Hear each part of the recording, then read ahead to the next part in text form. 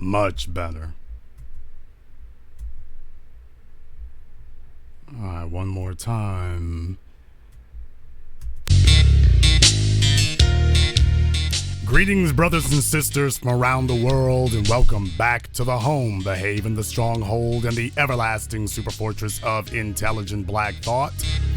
This is the BlackChannel.net radio program, and I am, of course, your host, your brother, your humble servant, Mr. Jason Black. And joining me on the line tonight, we have a very special guest, Brother Kaba Kamene. For the first time ever, welcome officially to the Black Channel, brother. Hotep, and peace to you, my brother, and to all those that are listening. I thank you for this opportunity. And if we are so inclined, we might even take some telephone calls in the unlikely event that we do, risking life, limb, and sanity. The number is 646-787-1933. That is 646-787-1933. Your personal access code to the Blackest Radio program in existence, the only one of its kind on planet Earth today. You are, of course, welcome to join us. And in the unlikely event that you have been living under a rock for the last few months and haven't been on the internet or haven't driven through Brooklyn or anywhere near that, we are going to be having Brother Kaba join us for the New York premiere of our new documentary film, Race War. It's going to be a capacity crowd for that one, so I definitely recommend that everybody who has the last-minute opportunity to be there, you certainly should take advantage of that. This is going to be a momentous event, and I encourage everyone to be there for that. It's definitely going to be well worth your while. Jared Taylor, white nationalist extraordinaire, is going to be there also, and he's going to inform us of a number of things about ourselves. We didn't know that we were genetically and intellectually inferior, but he's going to be there, I'm sure, to explain to all of us exactly why that is. Brother Kaba, I'm glad you joined us here tonight. First of all, I want to ask you what to some people might seem a remedial question here, but I wanted to go ahead and just ask you, Brother Kaba, I made a film called Race War, and it seems that there are approximately 40 million black people in America, and if you asked all 40 million of them, are we in a race war, it seems like you would get 40 million different answers. So I want to ask you tonight here, Brother Kaba, are we in a race war? You know, brother, it's just interesting as a people what we're looking at and what we're experiencing. And that's just not 40 million people of African descent, African American descent. I'm talking about everybody. Nobody, as I have seen over the past months, if not 2 years in particular, but my lifetime in general, folk don't understand what has happened in the world. And part of it is because they don't understand history. We have always been in a race war, because we don't even understand what race is. And we also don't understand what war is. Because for so many of us, we've been programmed to believe that war is a physical thing. Whereas if you really read the studies, the writings of war, and I go beyond Sun Tzu and the art of war, and I go into the ancient African, the ancient Chinese form of war. Because the greatest war is the war over the mind. And the worst type of war is the physical war, where you have to take lives, where it becomes physical. The answer is absolutely yes. And the concept is that the people who are at war, in fact, they are at war. We happen to be in the middle of their war. I'm speaking of peoples of European ethnic stock. Because the first thing we have to come to grips with is, historically and scientifically, there is only one race on the planet. So you can't have a race war, because that tells you, in a sense, that there are more than one races that are locked in conflict. There is only one race, the human race, that's locked in conflict. Europeans are what scientifically would be called an ethnic stock. They came out of the one race, human race, because of the nature of their environment and the ice. But to answer your question, yes, we are at war. We've been at war. We're at war in school. We are at war when we go to the store. We're at war when we walk down the street. We are at war all the time because war is conflict. And everything is in conflict right now. And we have to understand that as a people. We may not want to admit that. We may not want to see that for a lot of different reasons, but we are experiencing war. It is conflict. What would you say to the people who are saying that there is no race war, or it's only a small segment of the dominant society that is making some trouble, but this doesn't really constitute a race war? It's just a troublesome small set of the dominant society. What would you say to a person who would give you that response? Stay asleep. Because it's obvious you don't understand what's going on. You don't understand the nature of the conflict. The conflict impacts everybody under all different circumstances. And I can understand the concepts where people say, well, it's a certain group. I would say that that's very possible, considering what we've seen happening over the past maybe 2 years, give or take, what we have seen happen. There is a group of them, but there's a great majority of them that are just sleeping. They let it happen. There are those that are just allowing it to occur right in front of their faces. They're doing nothing. And so if you are, I know Dr. King always quotes Dante when he says that the hottest part of hell is reserved for those who stood by, watched, and did nothing. He's talking about the hottest part of hell isn't for the ones that are doing. It is the ones that are standing by that should know better, and they're doing nothing. And they're just letting it happen. Look at where we are. Open your eyes and look at what you see happening. And realize what actually is occurring around you.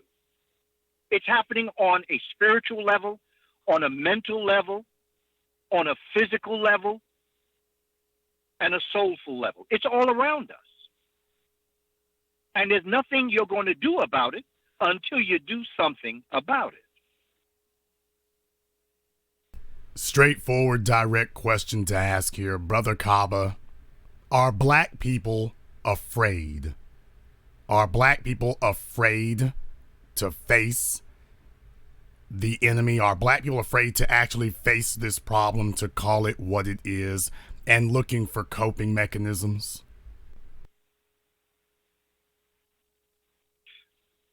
There are those that are. There are those that are not. There are those that wish they didn't have to.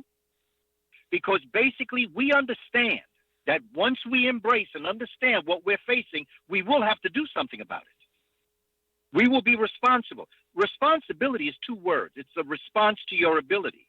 Once you embrace and accept something for what it is, then you have to do something about it.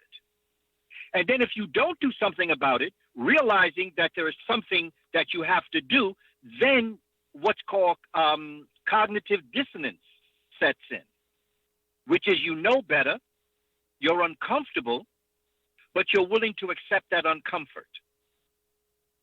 And a lot of the war that's happening now is intellectual war. And again, as you view what has happened, not just in the United States, but around the world, you can see that there are people who understand that once you embrace the fact that there is conflict, once you understand that the miseducation of children is intellectual warfare, once you understand that when you are so steeped in your spiritual system that it doesn't allow you to embrace the realities of your conditions, to do something about it, then you have to understand the real war, like what Gil Scott-Heron said when he did his masterful piece, The Revolution Will Not Be Televised. In his explanation, he says that the revolution is not what you see happening out in the street. That's the result of the revolution. Because the real revolution, the most important revolution, is the revolution in your mind. Because once your mind revolts against what it's accepting, and once you decide that you got to do something about it, that's when you get out in the streets. That's when you start to develop things in your home that changes the position that you find yourself in. Revolution is nothing but an advanced evolution where you are righting the wrong. You are perfecting the imperfect to do something about the conditions that you find yourself in. We have serious situations that are happening out here right now. And we better do something about it. In whatever capacity you find yourself in, accept the fact that there is a percentage of people who are causing havoc in everybody's lives. And until you do something about it, it's going to stay like this, if not get worse. We're talking live right now to Brother Kaba Kamene. He's going to be in our new documentary, Race War, opening in New York City this Saturday, October 13th. If you don't have your tickets, you are going to be very, very sorry with yourself if you do not have that. Brother Kaba, I want to ask you directly, if you've been watching the news, you've seen that there's been a lot that's been going on, particularly in the last 5 years, particularly acute attention has been paid to the police and how we have. It used to be that people said that the reason they were getting off is because nobody saw what happened. Rodney King was a one-off thing. We don't have video evidence. It's your word versus the officer, and that's the only reason that they were not being prosecuted. Now we have incident after incident, murder after murder of unarmed black people caught on video in high def. People were saying that the answer was body cameras. That way that, at least you have body cameras to see it. Now they got the body cameras and people are still not being prosecuted, not being imprisoned for it. The killer of Tamir Rice, Timothy Loman, was just hired again by another police department. This is his third police department he's been through. He just killed a 12-year-old, but apparently that doesn't prevent you from getting rehired again. So as far as the police are concerned, I want to start off with a basic question here before I move to something a little more advanced. But first of all, in light of all these things that you've seen, and in light of all these incidents that we've witnessed, what do you say to the people who say to you, well, yes, those things are very unfortunate, but if they would have just done what the officer had told them to, or not mouthed off to the officer or whatever, then they would still be alive? What do you say to the people who say that give you that answer to those type of incidents that occur? Brother, for those that may not know my background, I am an educator. I have been an educator here in New York for approximately, over 40 years, but I worked for the New York City Board of Education for 31 years. I taught every grade.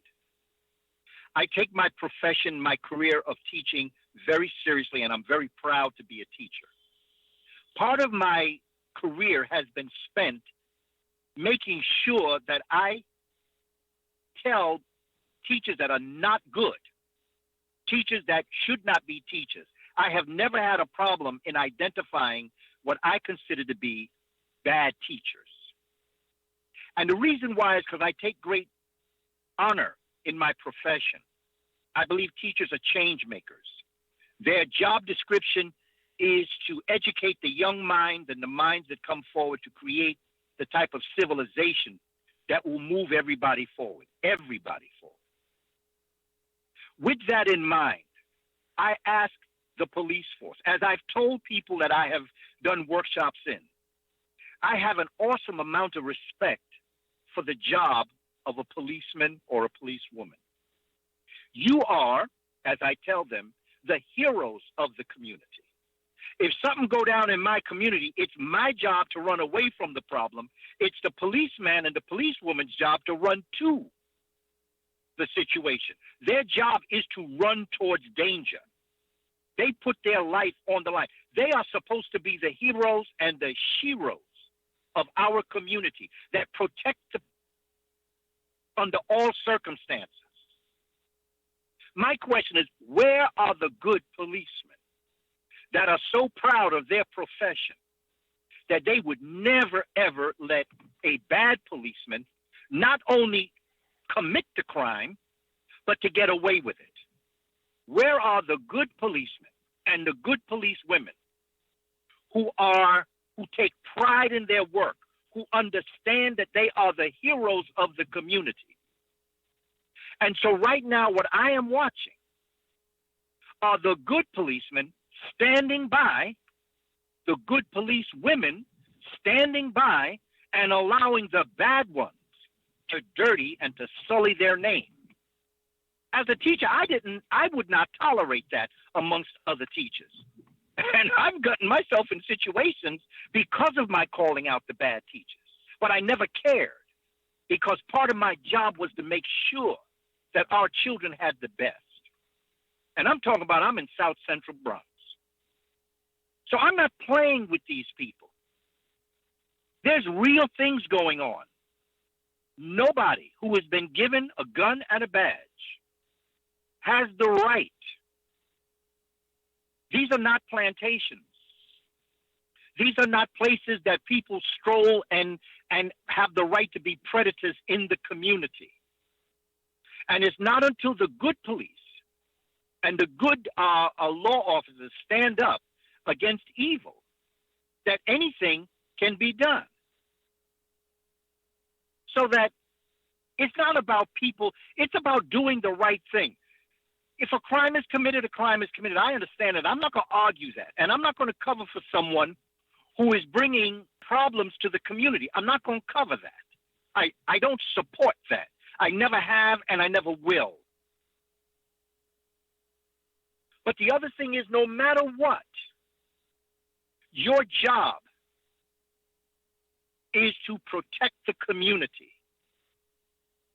And so you don't have a right, just because you're a policeman, to do what you want to do and tell people what they have to do. You are the servants of the community. And it's simple like that. And anyone that sees anything different, you're going to have to deal with the issue.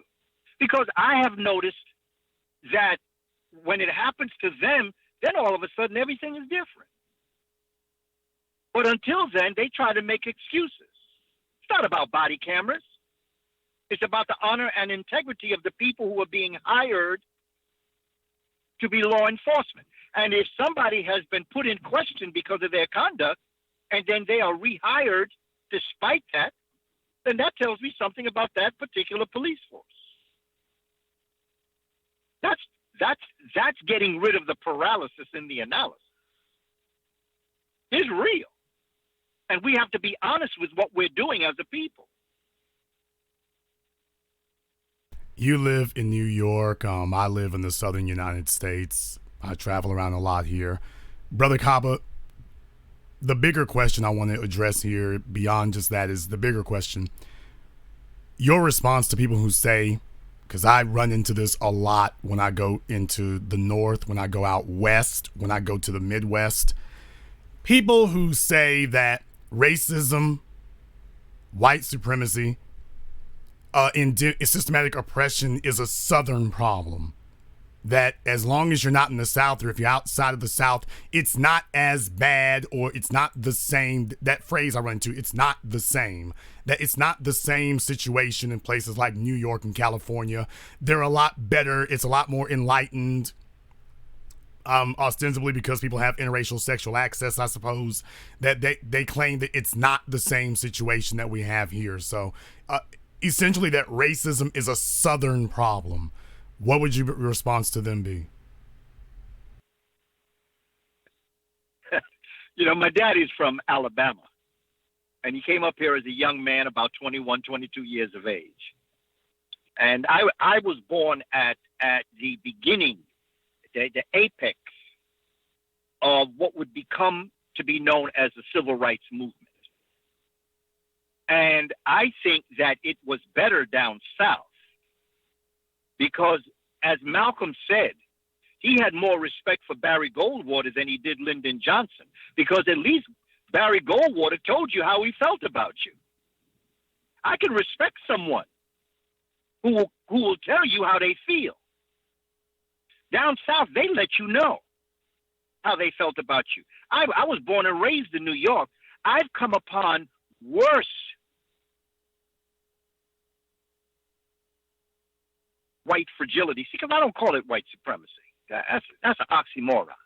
White ain't superior, never has been, never will be. You're dealing with fragile people. And there's a reason for that fragility. And that's what I want to talk about next Saturday, October 13th. I want to talk about this fragility. I want to talk about what the real cause of what we're experiencing is. Because I don't know if we understand it. Because we get too emotional. I like science. Science means knowledge.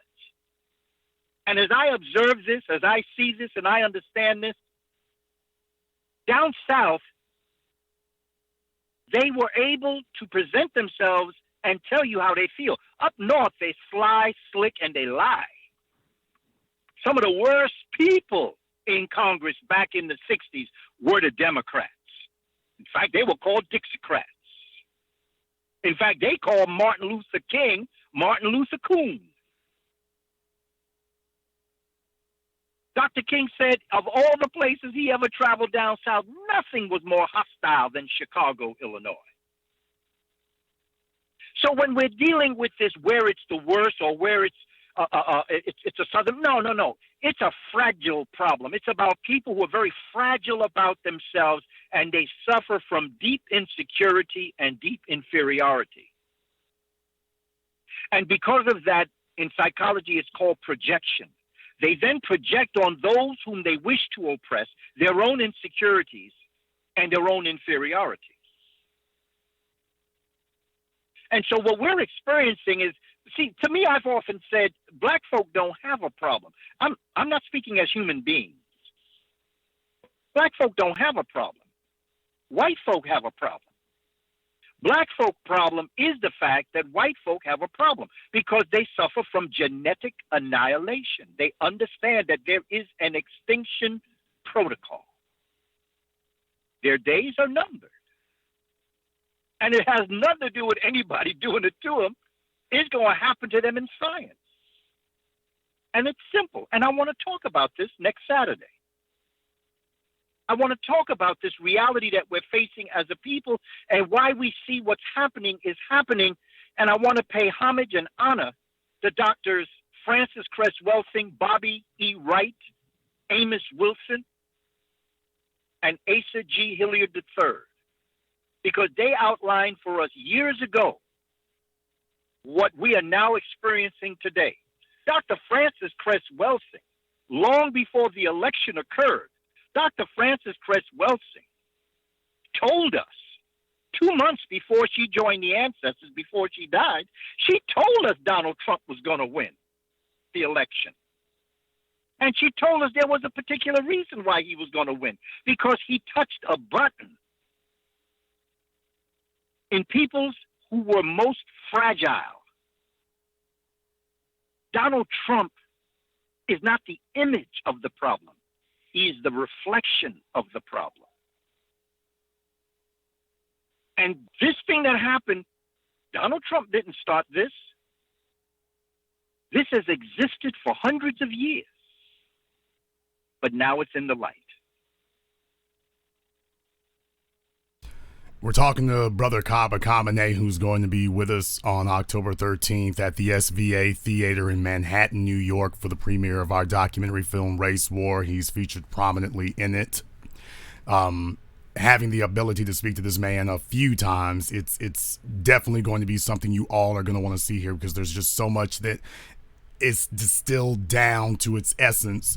And one of the things that's distilled down to its essence, I had the privilege, I'll put that advisedly, of speaking to Richard Spencer only 6 months after the violent racial riots that he organized in Charlottesville, Virginia.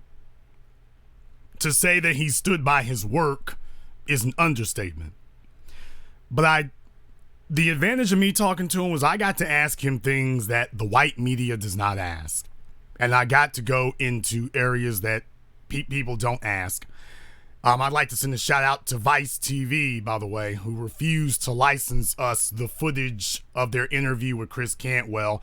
I'd like to send a special shout out to Vice. Thank you very much for not agreeing to license our footage, that footage, because it would, quote, be too delicate. But it dovetailed with what Richard Spencer had said about business, the cost of doing business, and this is the business of hurting people and whatnot. But Brother Kaba, Richard made a statement before I came to interview you when I asked him about racism and its existence, because usually white supremacists will try to avoid it, deny its existence. There's no such thing. No such thing as racism. It's all in your head. Richard Spencer looked directly into my cameras and said, after I cornered him on white privilege and whatnot, he said, and I played it for everybody before they've heard it, he says, quote, so, yes, white privilege, white privilege or systematic racism, if you choose to call it that, certainly does exist. It will always exist. If other people have it, they will use it against us. So we should use privilege for our own benefit. Those were his exact words. Racism, systematic racism, it certainly does exist. And if we don't have that power, other people will use it against us. So we better use it against them for our own benefit. This is giving a sneak peek at something here, but I wanted to ask you that one thing so everybody can hear this before, it'll be in its proper context, because we're going to try to hit on as much as we can. But that was the statement that was made to me directly from him. He didn't back down from it. He said that racism is what's used to your benefit. Brother Kaba, can you explain to me how do we coexist with someone who that is their disposition?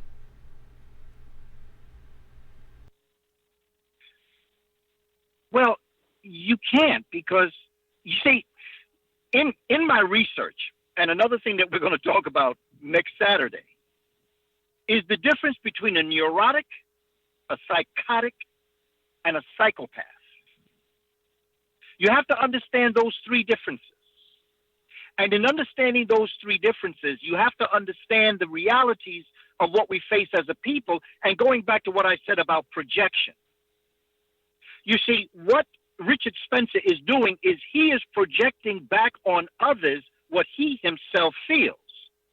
Because if that had been the case, when Europeans first showed up on the shores of the east coast of what is now called the United States, Native Americans would have established homeland security. They would already establish their homeland security. They would have already built the wall along the East Coast, as we want to build. When I say we, I'm speaking about the United States in general, not claiming to be part of the we, but I just speak in that way. Build the wall. They would have built a wall along the East Coast, not let Europeans in, if they had felt that towards that particular group of people. If they had felt towards Europeans as Europeans felt towards Native Americans, they would have killed them off. They wouldn't have taught them how to stay on the land. They wouldn't have taught them how to do what they did. They wouldn't have allowed them in Africa. They would have killed them off immediately. But in order to make himself feel better, to make excuses for his dementia and his projection, he then puts on those who he wishes to oppress his own insecurities and inferiorities. Now, considering how they have acted towards people of indigenous background, of African background, of Latina background, of all the cultures that they have attacked, including their own women, there is now a backlash, and now they're feeling like, and again, it goes back to knowing the difference between a neurotic, a psychotic, and a psychopath. And that is the work of Bobby E. Wright when he talks about the racial behavior of a psychopath, to understand who you're dealing with. And I know that in his statement, he's being very open and honest because he's young. It's not until you get to be Jared Taylor that you begin to realize, I think I better tone down my conversation. I'm not going to change how I feel. You know, I think, Brother Jason, and those that are listening, I remember in the movie The Exorcist, when there is a scene in The Exorcist where the young priest has gone into the room and been impacted by the demon in the bed. And the elder priest that's called in to help with the exorcism comes into the house, and they're up at the top of the stairs, and the elder priest hasn't gone in to see the devil yet. And so the younger priest says, you know, Father, before you go in, I want to tell you the many devils that have appeared in this young girl. And the elder priest stops him. And he says, listen, no matter how many manifestations, there is only one devil in the room. And that's what I say to people who try to differentiate themselves between being a white nationalist and being a racist and being a white supremacist. You can call yourself what you want to, but there's only one devil in the room. They all want the same thing, and they all will not rest until they do it. There's no difference between Jared Taylor and Richard Spencer. They're both the same person. They're both the same concept. And because one says, oh, I don't really feel that way, and this is, no, yes, you do. You just have a different way of expressing it, just like the devil that was in Reagan. You may have come as his mother, you may have come as a man, you may have come as a group of people, but there is only one devil in the room. And until we come to realize that, we'll always be played games with because everybody's going to come at you a different way. Oh, I'm not like that. Yes, you are. And understand whatever come out their mouth is a lie. Understand that. Because there's something else that Richard Spencer said, and you know, you and I have spoken about this, and I'm glad you said that it's in the movie. I don't know if you want me to give it away or if you want me to say this, but I believe of the many statements made in the film, Richard Spencer said one of the most important things that each and every one of us better know. And for those that may not be able to come to the premieres in New York and in the other parts of the country and in Los Angeles on the 20th, for those of you who may be able to get and purchase the DVD, I want you to watch out for something that Richard Spencer says, and you better never forget it. It is the most powerful thing that could have come out of his mouth. He said, it's not about morality. It's not about being morally right. It's about winning. And it's important that we understand we're dealing with a principality of evil. And we've been dealing with it for hundreds of years. They will lie, steal, cheat, and tolerate those that do. You're dealing with somebody. Like my mama said, you ain't getting water from a rock. You ain't going to get blood from a turnip. And you're not going to get morality European. And there's something else I want to say because it's important. I don't speak in absolutes. When I say what I say, I'm not talking about all white people or all European ethnic stock. But I don't have time to look for the good ones. I don't have time to look for you. So please understand that if there's 1,000 wolves outside my door, and there are 100 that would protect me and respect me and honor me, but the problem is I don't know where they are amongst 1,000. As far as I'm concerned, I'm not going outside unless I'm prepared to deal and figure and be concerned that the 900 that want to gobble me up are in the front and have shut the 100 of the ones that would protect me in the back. So I want folk to understand, we're not talking in absolutes here. But as Dr. Edward Scobie, the brilliant Caribbean scholar, he said, don't tell me nothing about no good white people. Because good white people act as shields for the bad ones. Richard Spencer said that it is better to win than it is to be morally right. It is better to have power than it is to be fair. I don't believe in fairness.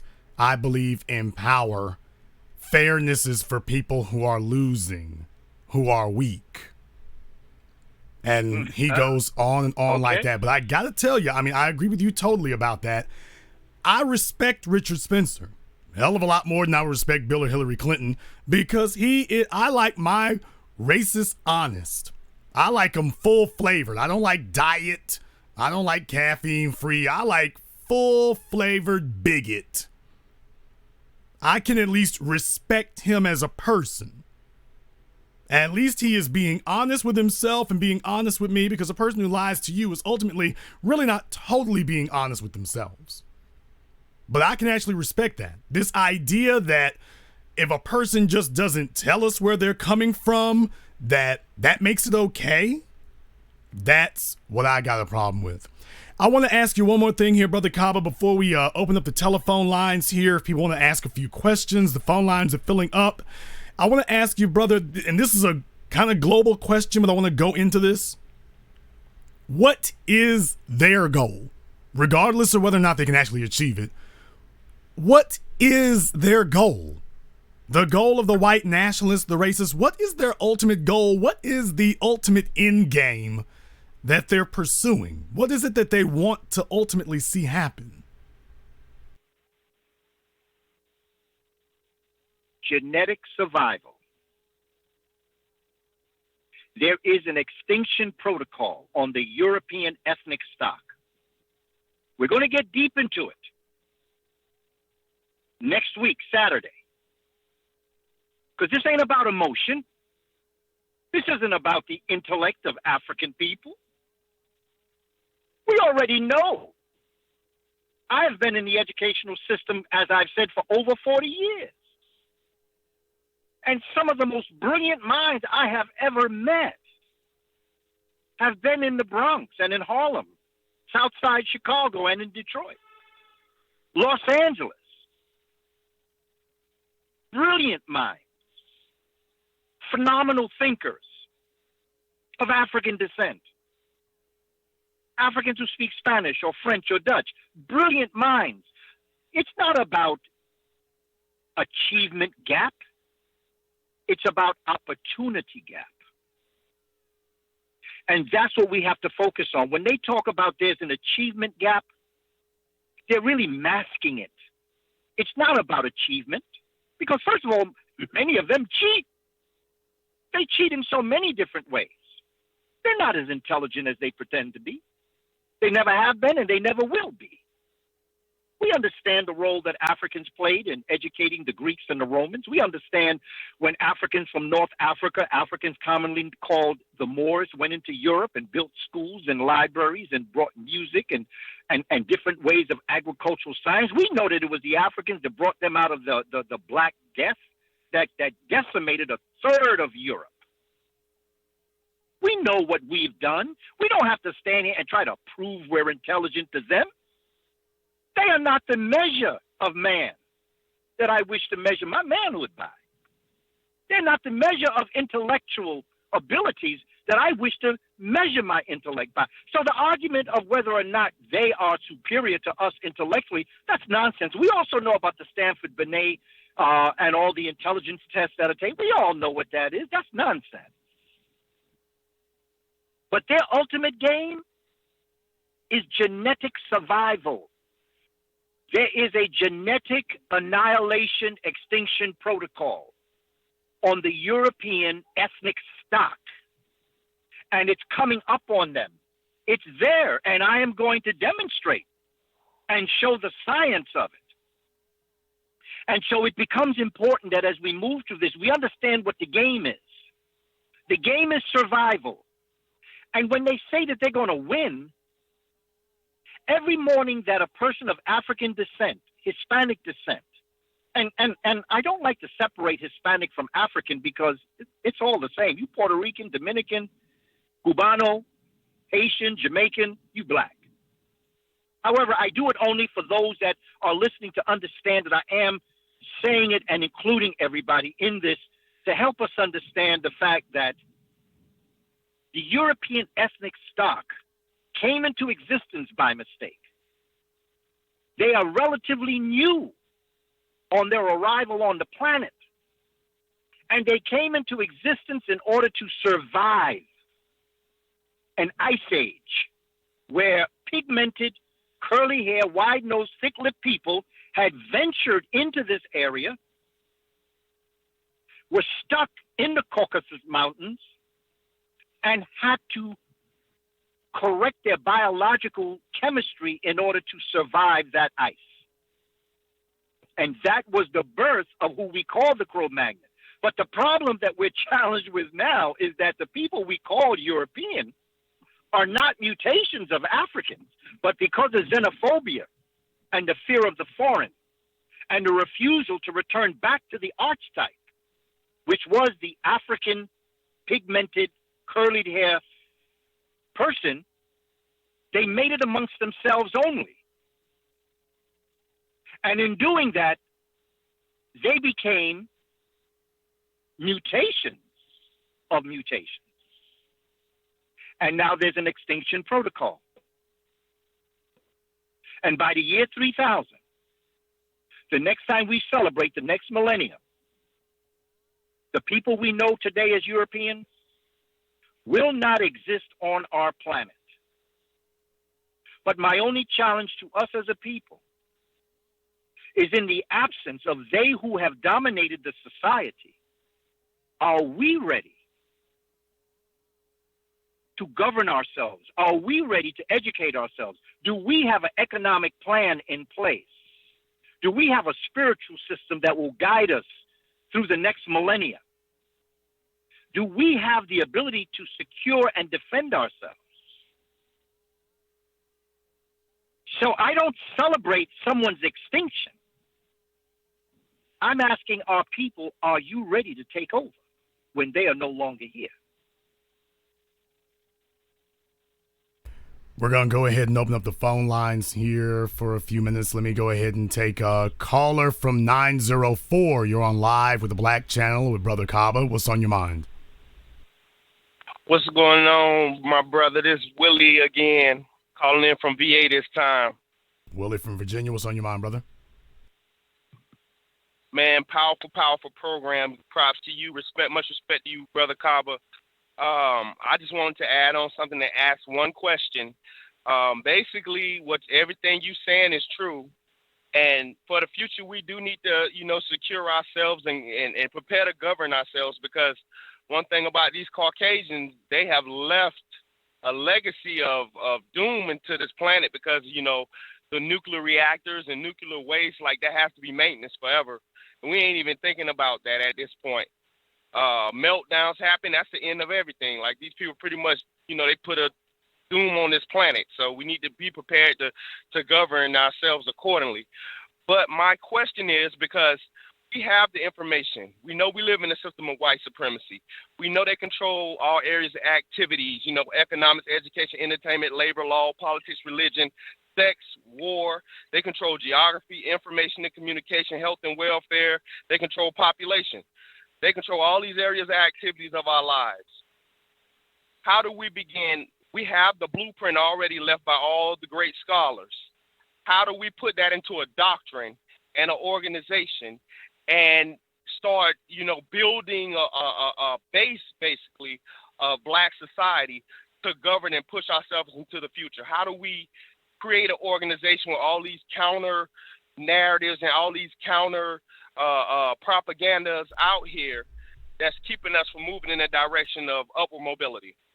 Thank you very much for your call here, Willie. Brother Kaba, what's your response to that? My response to my brother Willie from Virginia is for each and every one of us to find that gift that we've been given.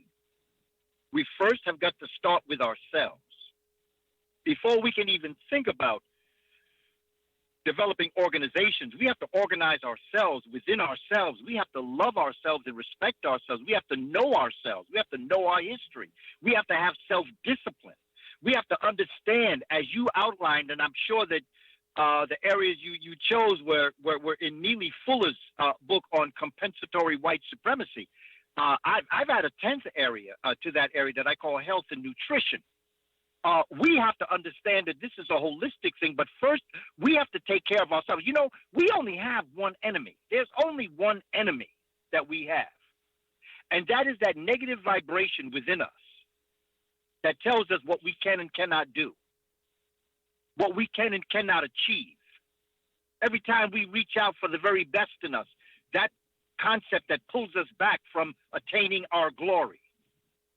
That's our greatest and only enemy. Everything else on the outside of us, whether they be people, places, or things, those are not enemies. Those are obstacles. And all we have to start to do is to get over those obstacles. And if I may also tell you something else, Brother Willie, white folk ain't all that great. They're not all that intelligent. They just have a keen sense of survival because they know their time is up. And they understand that. We're going to outline some things. We'll outline. We'll talk about it. Because it's very important that we understand what it is that we're facing as a people. We're facing someone who is bluffing you. Just like when you saw The Wizard of Oz. The wizard was not as intelligent as people thought he was. He was just a very big reflection on the wall of a very small man. The peoples of European descent are not that intelligent. Look at what's going on in the government now. These people are not intelligent. They're not conducting themselves properly. They have no moral compass. They are Richard Spencer in the many manifestations of this. We have to understand this. And when we move forward, we have to move forward understanding that you cannot get tainted by the pain that has been inflicted on the human family. And as you say so rightly, Brother Willie, the water, the earth,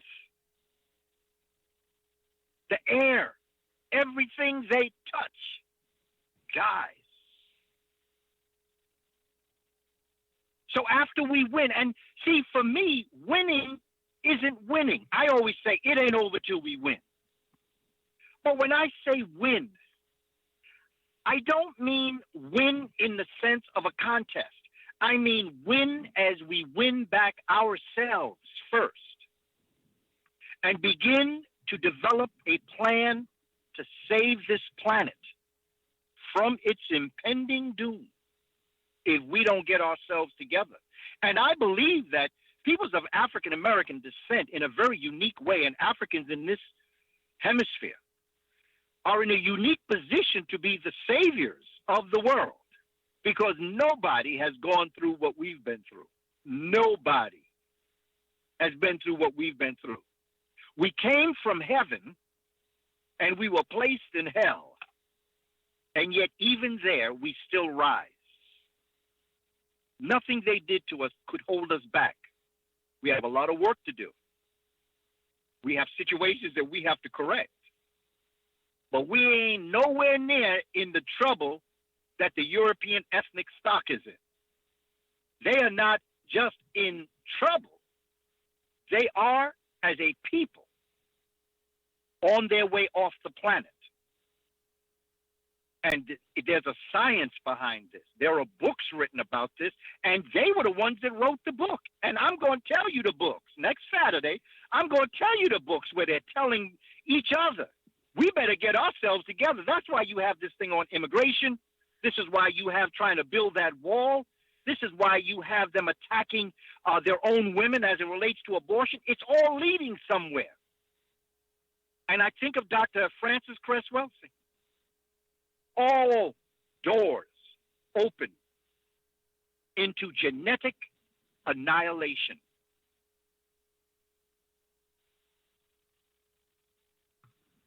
We're on the phone right now talking to Brother Kaba Kamene. He's going to be with us on October 13th in New York City at the SVA Theater in Manhattan. I want you all to join us for that. Caller from 214, you're on live with the Black Channel. Good evening. This is Winston coming from Dallas, Texas. Winston calling out of Dallas. What's on your mind, brother? I want to understand, how can we get black folks to take this serious? Why are we distracted by college football, NFL football, singing, dancing, easily distracted? We eat ourselves to death. Why is it hard for us to take this serious? As an example, there are entertainment broadcasts that get 3.5 million views on entertainment of ratchetness, and yet Jason's program gets less than, something significantly less than that. Yet his programs are more spiritual food. The others are basically entertainment trash. So my question is, Brother Kaba, how do you get people to take this stuff serious? I know it's within us, but how do you get us to take it serious?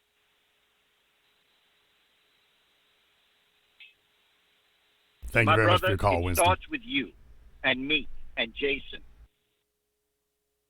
It starts with you. We must take this serious. I'm at the point now where I'm realizing I'm looking for 3 out of 100. I love our people unconditionally. And I can understand that you are trying to avoid pain that you face. So you want to laugh, and you want to dance, you want to sing, and you want to watch sports. I understand your pain. But at this point in my life, I don't have time for you. I also understand you might want to do all that and listen to the Black Channel. Listen to some of the programs that are out here. I understand that's possible too. But for those that would rather dance and sing and watch sports, I love you dearly. I respect you and I honor you. But I don't have time for you. I am looking for the 3 out of 100 that are ready to get this done. Because I believe I'd be wasting my time trying to convert somebody who's not ready to be converted. Because if I have to convince you of what I'm saying, there's nothing I can say that will convince you. If I don't have to convince you, then let's just roll back our sleeves and educate our babies and develop our economic system and do what we have to do. But it starts with us. It starts with us. It starts with Jason continuing his programs, continuing developing his documentaries. It continues with me educating our community. It continues with you, my brother, in Dallas, doing the work that you're doing. I say keep on keeping on, because there's going to come a time when our people are going to need you. They're going to need the Black Channel. They're going to need the information that Brother Cobb has been dropping on the community all these years. The time is coming. So if we just keep on keeping on and not get distracted by those who are distracted, do your thing. Find your gift. Develop it. Give it to our community. Love our people unconditionally. Our people are hurt. By matter of degree, we're all in this thing together. Some have been blessed enough to be able to be on a different level. But there are others who are still asleep, who are still afraid to open their eyes for fear of having to do what they have to do. So you keep doing what you're doing. Perfect your craft. And when the doors open, when our people are ready, because they are going to come to you, because you've been doing the work while they've been dancing and singing. And there's going to come a time where ain't going to be no more singing and dancing. Ain't going to be no more sports, and no one will ever have to take a knee, because it's going to be time to get work done. It starts with each and every one of us.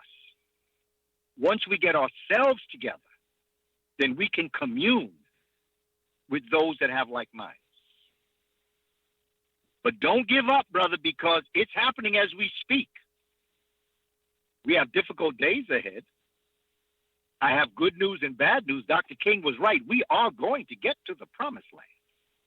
That's the good news. The bad news is a lot of us ain't going to make it. And I would argue that there are a lot of us who should not make it. Caller from 859, you're on live with the Black Channel. Hi, it's Jerome from Kentucky. How you doing? Jerome from Kentucky, what's on your mind? Brother Kentucky. Kaba, there are two things that I wanted to... Yes, sir. Kentucky. Louisville, Kentucky to be exact. Two things that I wanted there we to go. ask Louisville. you. The first one being, I know that during this, we need to focus on tangibles. But as you were saying to, I think, the first caller, we have to also have, there also has to be like a spiritual component to it. Like we have to have like a spirit of oneness to get there. So how do you go about balancing? Because you don't want to be so spiritual that you're not doing any physical good, right? But you also can't be so physical and not have the spiritual, emotional part to have a common goal to rally around, right? Like, for example, with Jews, it's their religion. But it doesn't have to be a religion. So how do we go about balancing the two while we go forward? Because it is a tough act to balance. All right, Brother Kaba, how do you propose balancing that? Thank you very much for your call. Well, my brother, my concept, again, these are my ideas, my research and development. You are right, but I see spirituality as unseen science, and I see science as seen spirituality. I see them as two sides of the same coin. You must have both in balance. There is no one area that you say, and that's why our ancestors developed a sacred science. They developed a way of life that balanced the unseen world with the seen world. And that's why next Saturday is important to me, because I'm dealing with the science of this, not the emotion. People get so emotional. But once you get into emotion, you lose the greatest aspect of what this is. And those who would wish to oppress us hope we do stay in the spiritual and not get into the science of this. Because once you do that, you change the entire dynamics of the relationship. So it becomes important that we balance it. But first, it goes back to what I say frequently. Each and every one of us must first become the examples of what we're talking about. That is very important to me. You cannot unite with another person if you have not united with yourself. You can't love another person if you don't love yourself. You can't know another person if you don't know yourself. And so what we have to do as a people is first get ourselves together. And what will happen is our people will be able to identify that greatness within you. And when they see that greatness in you, they then will see the greatness in themselves. Lead by example, not by pontification. And we have to begin to develop understanding. The first step is us. Each and every one of us must get ourselves together. We must study, and we must have a work ethic. We come from greatness. You don't have to go back to ancient Egypt for a classical African civilization. I could take you to the plantation and show you a classical African civilization. I can take you to the civil and the human rights era of the 50s, 60s, 70s, and 80s, and I'll show you a classical African civilization. Hip-hop is a classical African civilization. We don't have to go way back in the past for it, although we can. Just look within. You are a classical African yourself. Believe that and do something for yourself. And then others will follow. But you see, when our people have forgotten their way, and when they come upon a person that remembers the way, they then will observe that person, respect that person. And I think that that's what Malcolm attempted to set down for us. and Martin Luther King and Harriet Tubman. They were examples of the greatness that they said was in each and every one of us. And don't be distracted by this nonsense that's going on out here.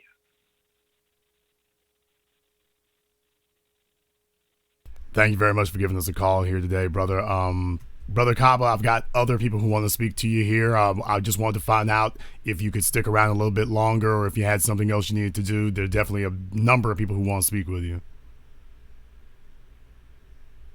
Yeah, let's talk. All right, everybody. He's kind of thrown the floodgates open here for you. Talk. You should be honored.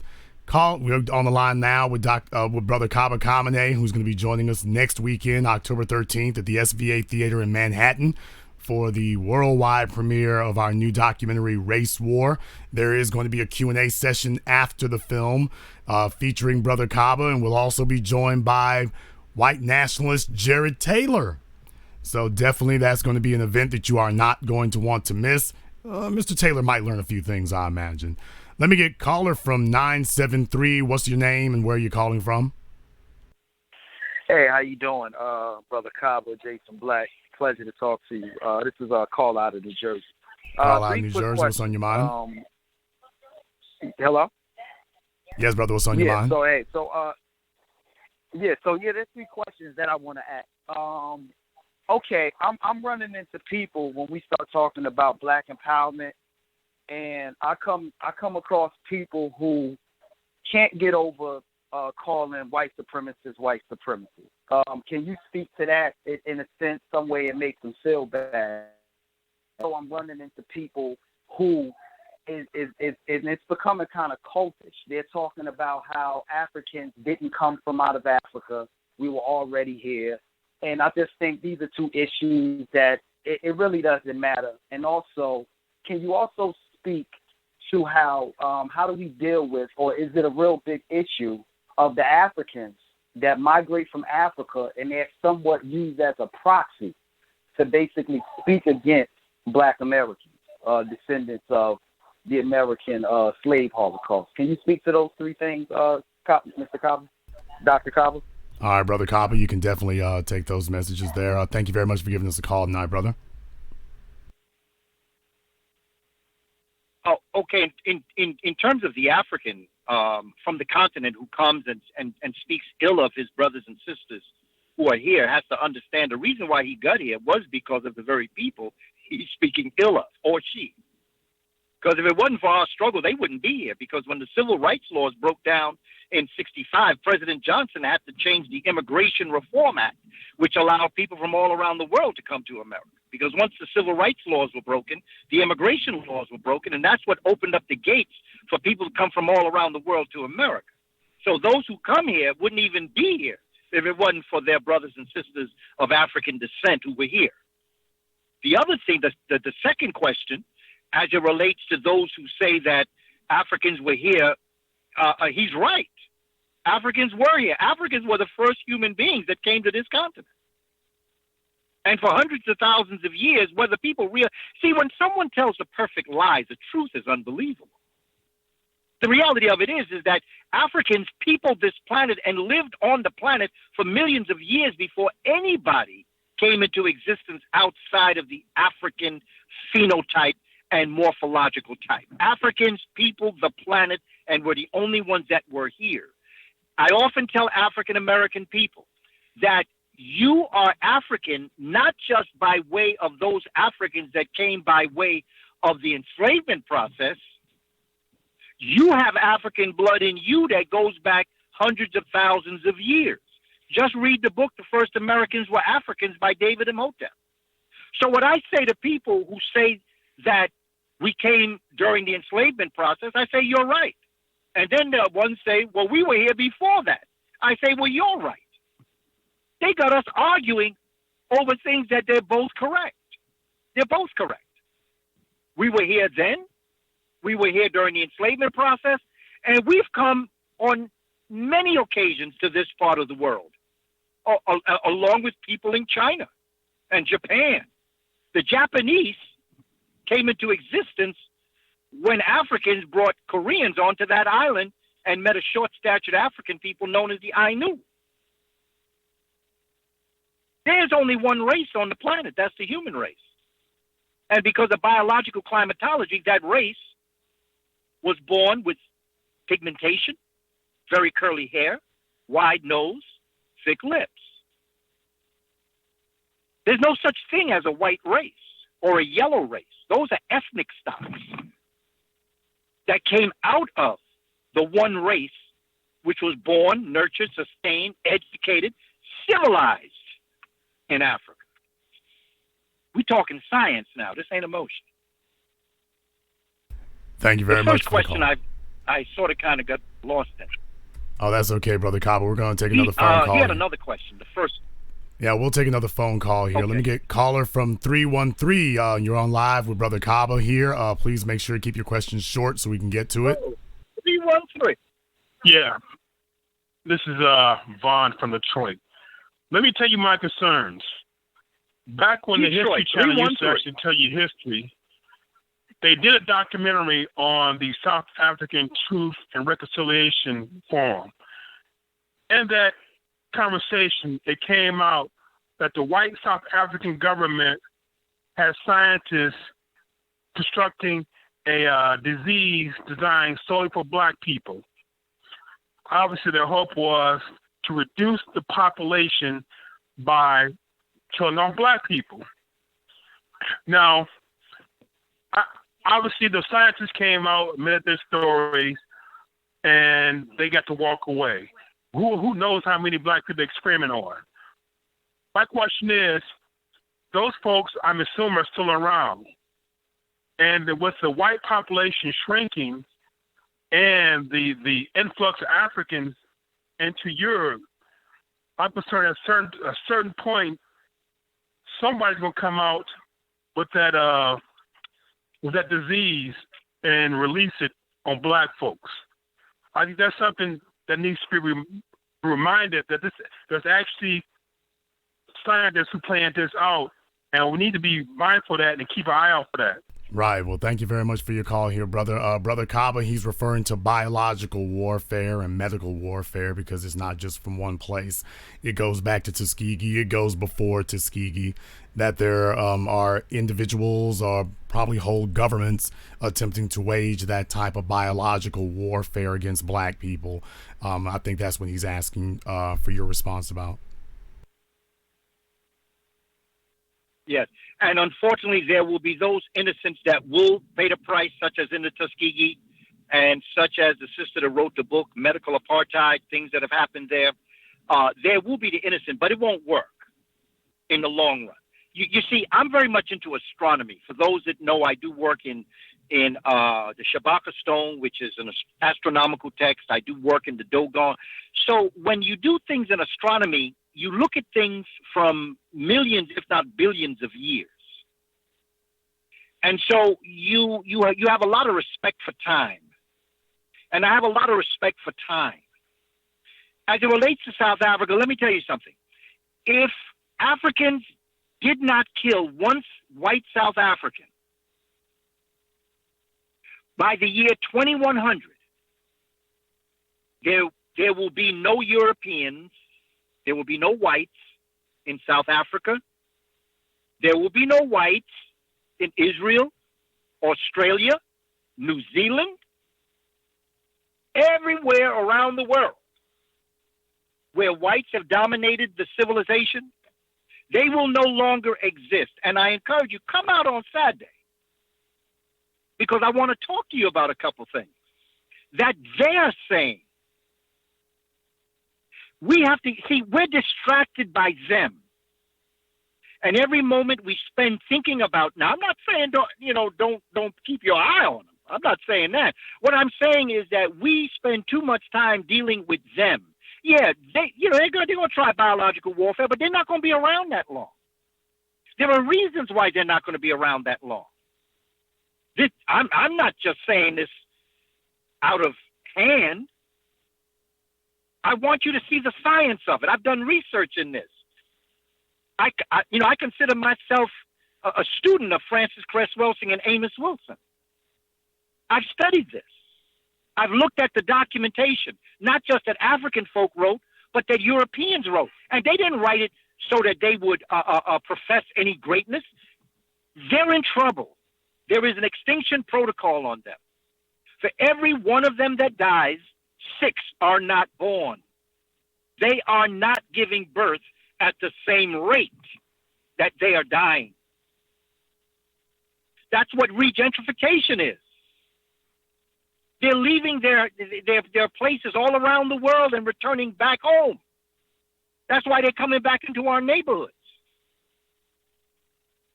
Their neighborhoods have died. Why else would they leave? If they created such great neighborhoods, they would stay in them. Why are they coming to our neighborhoods?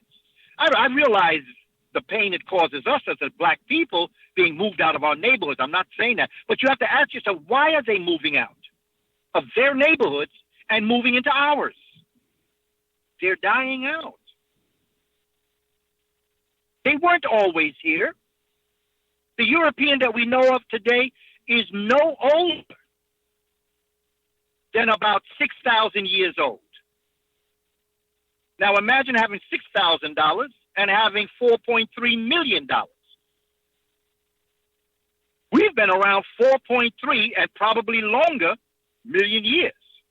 They've been around 6,000 years.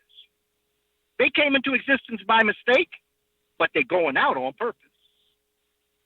We don't even have to raise our hands. Nature is going to take care of them. That's science. I'm not telling us what to do. I'm just dropping science so that we can understand this. And, you know, like, they envy us. They want to be us. They want to be around us. Just look at the society. We have got to understand who we are as a people. And we've got to get ourselves together and stop focusing on them so much as we have to focus on us and do what it is. This ain't no threat. This is a warning.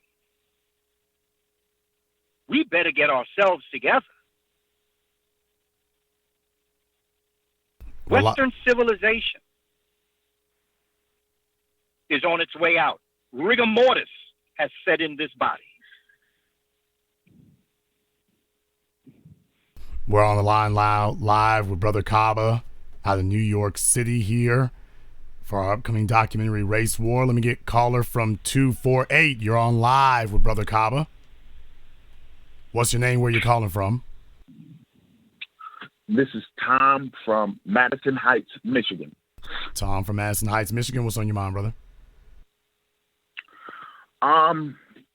My question is, can the gene mapping and the DNA mapping from, Ancestry.com and those other sites be potentially used for biological warfare against black people?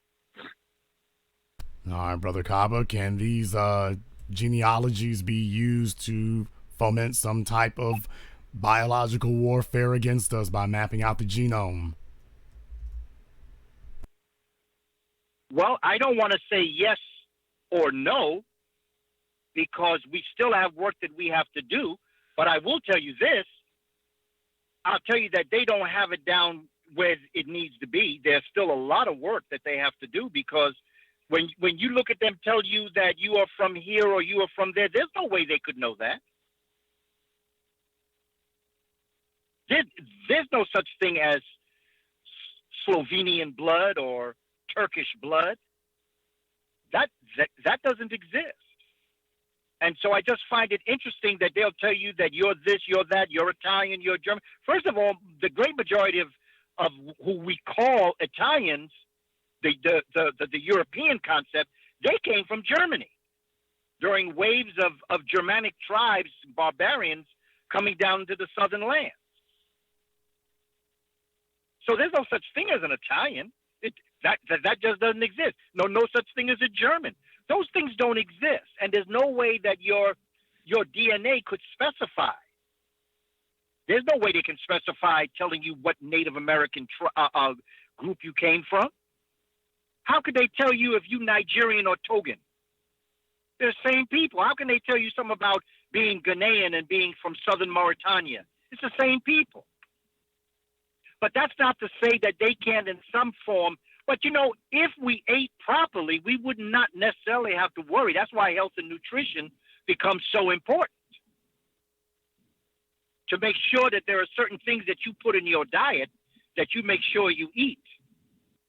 Because whatever they may create, if it goes into a body that has a strong immune system, such as skin and your red and white corpuscles,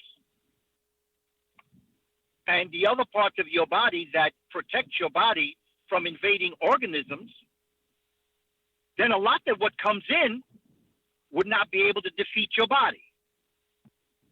The other thing is, I don't think Europeans are that intelligent, to tell you the truth. I think we give them a lot more credit than they deserve. I really do. Because I've been around them long enough. They're not a very intelligent people. They're devious. And again, let me qualify. I'm not speaking in absolutes. And I'm not talking about all of them. I'm talking about the selected group that I'm talking about. But I don't give them that much credit. I don't think they're that intelligent, and I don't think that they'll ever be able to master the human body through nature that good, that they're going to wipe anybody out. If anything, nature going to wipe them out. At the risk of sounding like a certain co-host of Neely Fuller's, I want to address that. You know, I think Amos Wilson was right in what he said, that instead of black people continuously chasing conspiracy theories and chasing plots against us, instead of us trying to be experts at, are the white supremacists doing this, or are they doing that, are they planning this, or are they planning that, instead of us running around chasing, because I've noticed this similarity in a line of logic from the last few calls, instead of us becoming experts at conspiracy theories around the world, or are they doing this or that, instead we should put all that really means is that we should put our focus on ourselves, because we're not going to stop them from plotting against us. That's not going to happen. We're not going to stop them from plotting against us if they want to do that, and they want to do that. That's not what's going to happen. What we need to do is focus on ourselves, making ourselves strong enough that no matter what they want to try to spring on us, no matter what they want to try to do, we don't have to follow conspiracies, because we'll be so strong that their conspiracies, whatever they conspire to do, is not going to hurt us. And we can use that energy in a constructive way rather than sitting around being paranoid about, are they doing this today? Are they doing that today? Did they do this? Are they going to do this tomorrow? Because that tends to become an intellectual exercise that people use in and of themselves.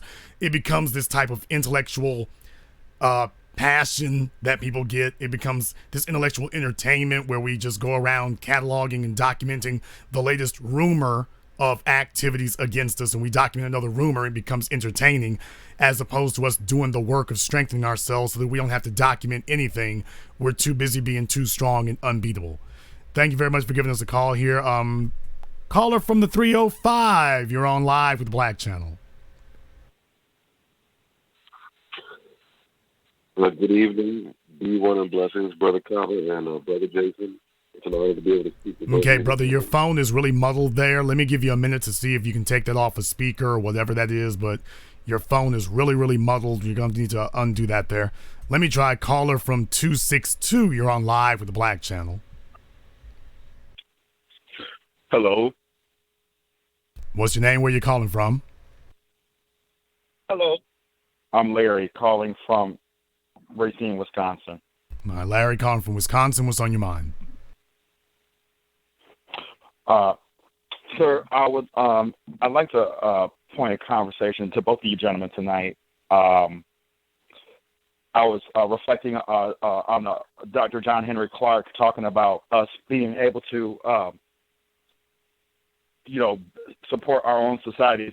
What is the best guidelines for us to point our youth towards doing things that can support the society, such as water plants to prevent, the poisoning like that happens in Flint, to be street surveyors, engineers. How do we point our youth away from the sports and rap? You know what I mean? Okay, Brother Kaba, that's a good Yes. question. I'm careful trying to pull anybody. I'm careful to try to pull anybody away from anything. I'd rather make them interested in something. The future wealth of the planet is solar power. From very young, kindergarten, first grade, second grade, we need to get our young people involved in understanding solar power. That is the wealth of the future. We have to understand that, at least I try not to take them away from anything, but to add on. Because I know what it was like when I was young. I had my Motown sound, and we had our music, and we had our entertainment, and we had our sports. We had our sports figures, Muhammad Ali and Jim Brown, and we liked that. But there were also those parts of our conversations that dealt with Vietnam and dealt with the civil rights movement and talked about Malcolm. So I tend not to want to take from, but to add to the conversation and the knowledge and the wisdom.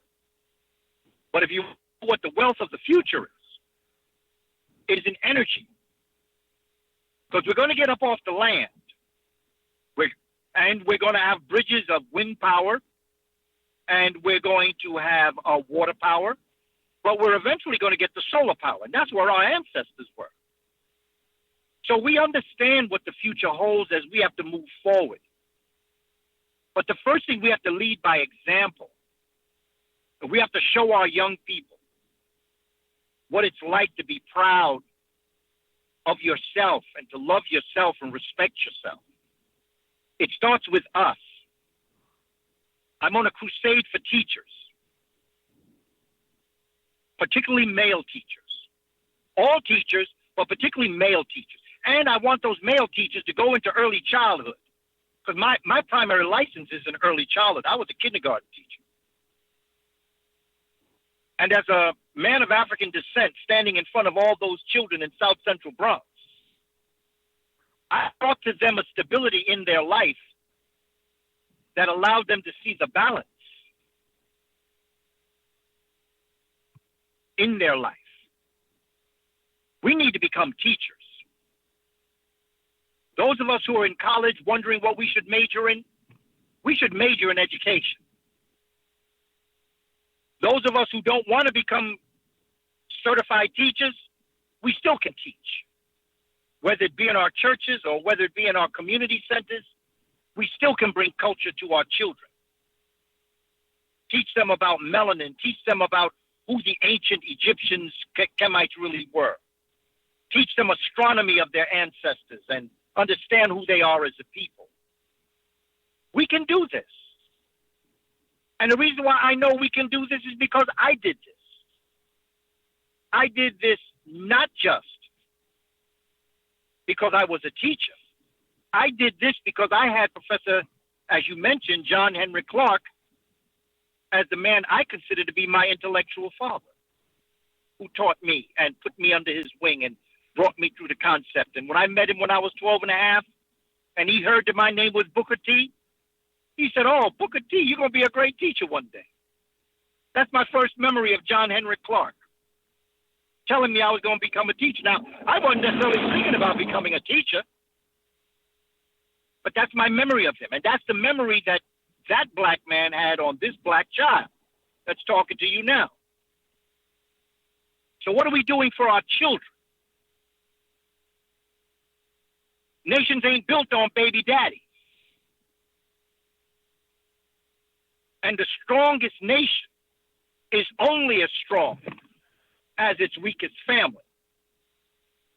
How is our family structure? How is our relationship with our sisters and sisters to their brothers and children who are watching this relationship?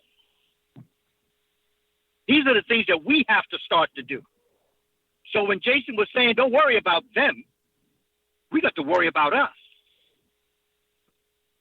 I have never seen so many men pushing baby carriages as I have recently. It's getting better. Still got work to do, but it's getting better. And for that, I congratulate ourselves. And that's why I tell us, don't be so hard on yourself. The first thing you have to do is forgive yourself of your transgressions. We're human beings. We understand what happened yesterday, but what are you doing today to improve tomorrow?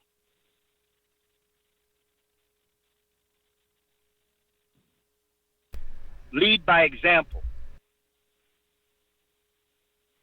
Nations aren't built on baby daddies. I think that is the profound statement of the night right there, of everything you said.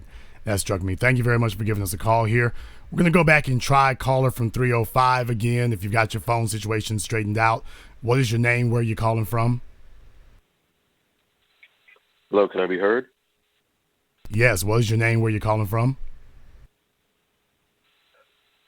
This is Bobby. I'm calling from Miami, Florida. Bobby from Miami. What's on your mind, brother? First and foremost, greetings and B1 Brother Kamene and Brother Jason. I have a question regarding something Brother Kaba said earlier, where he theorized that in about the year 3000, if nothing is done by anybody to eliminate them, the white race, as we know it, will be eliminated from the planet. I'm sure Brother Kamene, of course, is not oblivious to what's going on with the Asian presence that's currently stepping up. You have China that's making rapid advancements into Africa, and they're making other forays into the Caribbean and really trying to bolster their worldwide presence and really make themselves into a real global powerhouse, even superior to the United States. Once the white presence is gone, do you see the Asians stepping in as what could be the next, the follow-up for white supremacy, and what do we need to be doing as far as that threat is concerned? Thank you. All right, Brother Kaba, he's asking a very relevant question there about the Asians, that we're seeing them become the next superpower now, but we're also seeing a very strong legacy that they have latched on to, basically imitating not just white supremacy, but Nazism. We've got that, a very strong taint of that. So even if the first part, which you said, happens, if they remain, what do we deal with then? So what do you feel about that? Nothing that does not follow honor and dignity and integrity will last. Moral exaltation precedes intellectual illumination. If you mistreat a people, you will not last. Dr. King was right. The arc of the moral universe is long, but it bends towards justice. And if we're getting ourselves together, you see, again, while we're watching this happen with China, remember, they cannot survive in Africa. There has to be a certain phenotype and morphology to survive the heat of Africa. They will not last. And one of the things that they will do to survive in Africa is that they are going to then blend with the people of Africa. The world is going back to its origins, the origins of our planet. Plants were born to be green, and humans were born to be dark brown to black. That's science. And whenever the world goes off its course, it always returns back to its archetype, its origin. Always will be no change. So I say, going back, don't worry about anybody else outside, because if we are getting ourselves together, if each and every one of us is getting ourselves together, there will be no threat. There will be no threat. And as they make their way into Africa, they're building Africa. And eventually, Africans will control Africa. That's just the way it is. I want to ask you about that, Brother Kaba, because this is something that you and I have not gotten to discuss, but I guess there's no time like the present. We see how important it was to Jewish people to have a homeland, whether people dispute the geography of it or not. how important is it for we as black people, as Africans, to control Africa? How important is that? Well, not only is it important for Africans to control Africans, but it's also very important for the right Africans to control Africa. That's very important also. And until that day comes, Africa will always be going through the challenges that it has. So even if the only people on the planet were Africans, if the right people are not in places of power, you're still dealing with the same problem. It's just you're doing it to yourself. The same thing here in America. We have to get ourselves together. Brother Kaba, See, it all comes down to the individual. let me ask you about that there, because I don't want to take. Let me just get straight to the point here. Brother Kaba, what do we do about our coon problem? At the risk of being highly offensive, what do we do about that? Ignore them. What power do they have over a conscious person?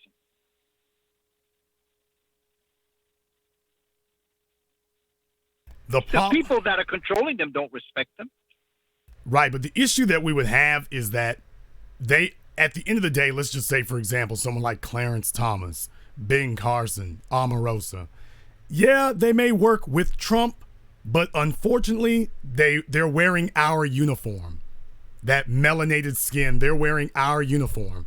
And not just in the broader society that wants to go along with it, but your children, or children in general, young people in general, may have trouble making that distinction if they see two people wearing the same uniform and both of them say, I represent the people, but one of them is a counterfeit. They both wearing the same uniform, but one of them is a counterfeit. So is ignoring them really an option, or is there some other action we should take beside that? Well, I think for right now, where we are as a people, as it relates to the people that you've outlined and identified, the only thing we can do is put our stuff on the line to win over the hearts and minds of our people and present ourselves in a way, because there's nothing we're going to do about that. They're going to do what they're going to do. And eventually they will go down with their masters. But there's nothing that we're going to do right now, realistically. There's a lot of things that people say they want to do, but we're not going to do that. And so to me, it's very important for our children to sense our sincerity. And because I've been around our children for so long, they know real when they come upon it. And then there's always the innocent that will be sacrificed. But right now, we have to get ourselves together. You know, when you're on an airplane and they're giving you the pre-flight instructions, and they say if oxygen is lost in the cabin and the masks come down, make sure you put the mask on your face first before you put it on the child's face. I see that as an analogy for the conditions we find ourselves in today.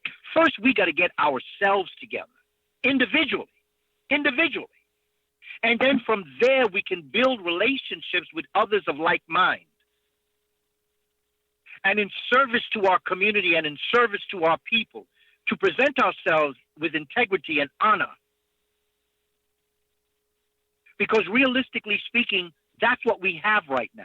When we were on the plantation, I'm sure we wanted to do other things.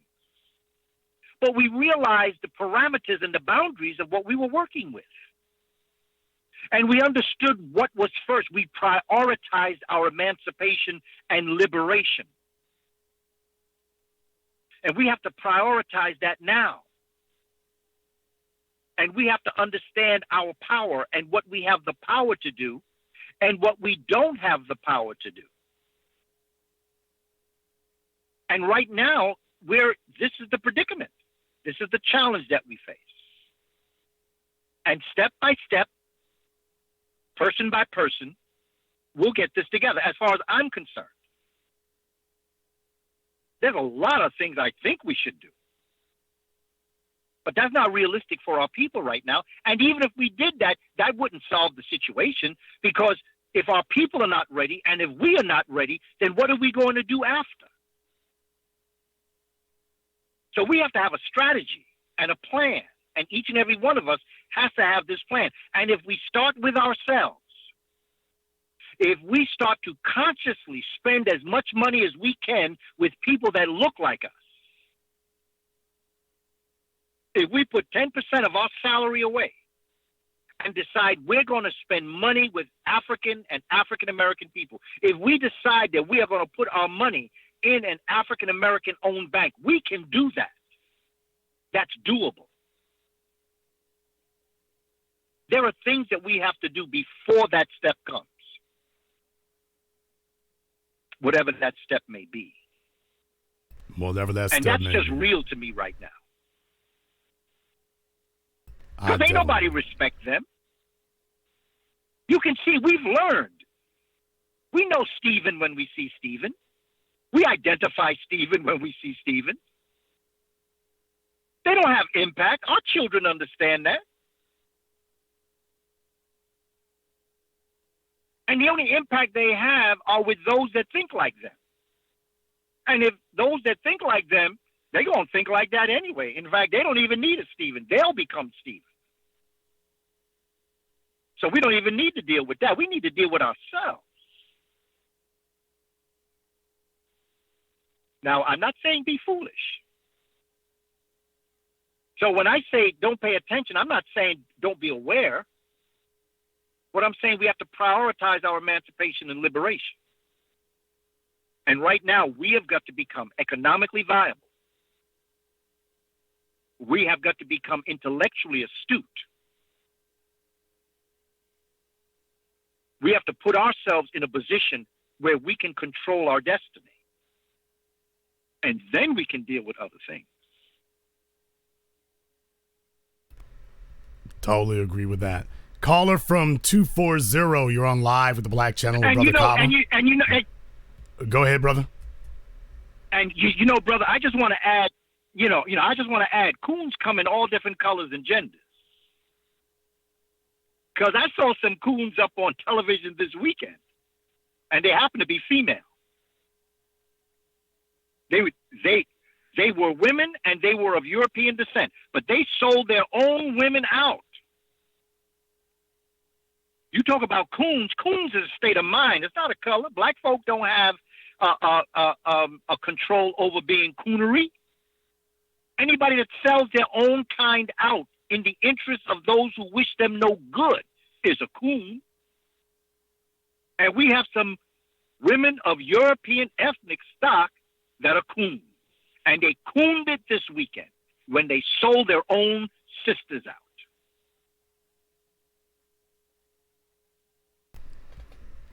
Let me get caller from Just wanted to add that piece there, brother. Absolutely, brother. Absolutely. Brother from 240, you're on live with the Black Channel and Brother Kaba. Yeah. My name's Mo. I'm out in Maryland. Can you hear me? Yes, we can. What's on your mind, brother? All right. Man, it's an honor to be on the line, especially with Kaba. I've been following you guys for some time. And I just wanted to reinforce something he was saying earlier about how the Africans here, especially, in the Americas, that we're the ones going to be responsible for saving the world, or you know what I mean? Because I'm from East Africa, and that's what I'm realizing. I'm realizing that I need to go back to East Africa with all this information that I'm learning and that I'm seeing in the decline of this, society, because a lot of these countries are considered developing countries, but what are they developing into? That's one thing people are going to factor in. They're developing into what the West is apparently developed into, but the West is crashing. You know what I'm saying? So at the end of the day, another thing is how there's still this, a lot of people talk down on this rap and hip hop, and yes, to some extent it's kind of taken away, but it's still like that African warrior thing that's in there. I don't know if you guys understand what I'm saying, because I was listening to this track and it was saying put on for my set. And when we initiated in East Africa, where I'm from, for my tribe, the group we're initiated with, that's my set. Is the age set of, you know what I'm saying? And I'm pretty sure that's the same thing that goes on, you know, with gangs and whatnot, is that their set is the group that they're initiated with. But that's happening here in one form, whereas it's something that's been going on for thousands of years in Africa, you know, and something that I went through. So I just want to reinforce what Dr. Kaba was saying about us here in the West having the resources, the information, being able to interact with each other like this, you know. And now if you go to Africa and the rural areas, they're looking at us as if, you know, we have, you know, freedom and all this bliss, and we're actually trying to escape to some extent. So right, we're definitely having issues with that as well. Thank you very much for giving us a call here, brother. Definitely, I created the Black Channel for the purposes of being able to do that. And there are other outlets out there, because the reason why it is important for us to make films like Race War and fund it ourselves is so that we can talk to each other. One of the things I was telling some of the white media outlets that I've spoken to about my film is that the problem is that Michael Moore is a good guy, don't get me wrong, but what happens is when they talk about racism, they'll usually bring in a white person to speak on behalf of black people. And we need to have black people. We are here today and very much mature enough to be able to speak for ourselves and be able to address these things for ourselves. So from America to Africa, it is essential that we have outlets like this that actually speak directly to the people. That's very, very important. Let me get caller from 651. You're on live with the Black Channel and Brother Kaba. All right. Thank you very much, Mr. Black, and thank you very much, Mr. Kaba. I have my audience for the moment. I'll be brief. I've been reading a lot of books about the past, such as talking a little bit about the Land of Mu, a little bit about Atlantis. I know that our time period isn't really accurate from what is being displayed within discoveries of these people out here. And my first question with that is, some of the answers that we're going to be looking for, are they going to be within these books and we just need to depict them ourselves, such as... Okay, I think his call dropped there. Maybe he can get a chance to call back. Caller from 706, you're on live with the Black Channel. This is Eric out of Columbus, Georgia. Eric out of Columbus, what's on your mind, brother? Hey, I appreciate you having me on. I wanted to ask Dr. Kamene 2 questions. How do you deal with people who say we should just forgive our enemies, go that whole route? And then my second question was, how do you deal with people in regards to police interaction? They say that black people commit the most crimes.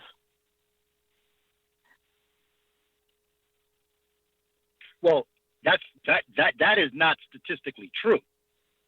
The great majority of crimes are committed by peoples of European descent. America was built on one of the most heinous crimes as it relates to the treatment of indigenous peoples and then the treatment of African peoples. And that's just like a myth that they try to get you to believe. But even today, there's more crime in their neighborhoods than in our neighborhoods.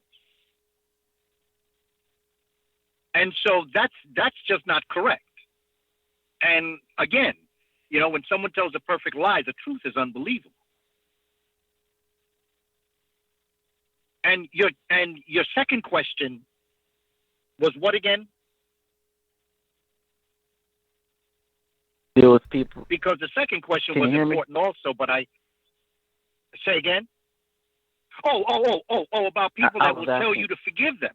You know, well, I tell them, you know, I yes, respect your right to forgive them if you respect my right never to forget. See, it's not about forgiveness.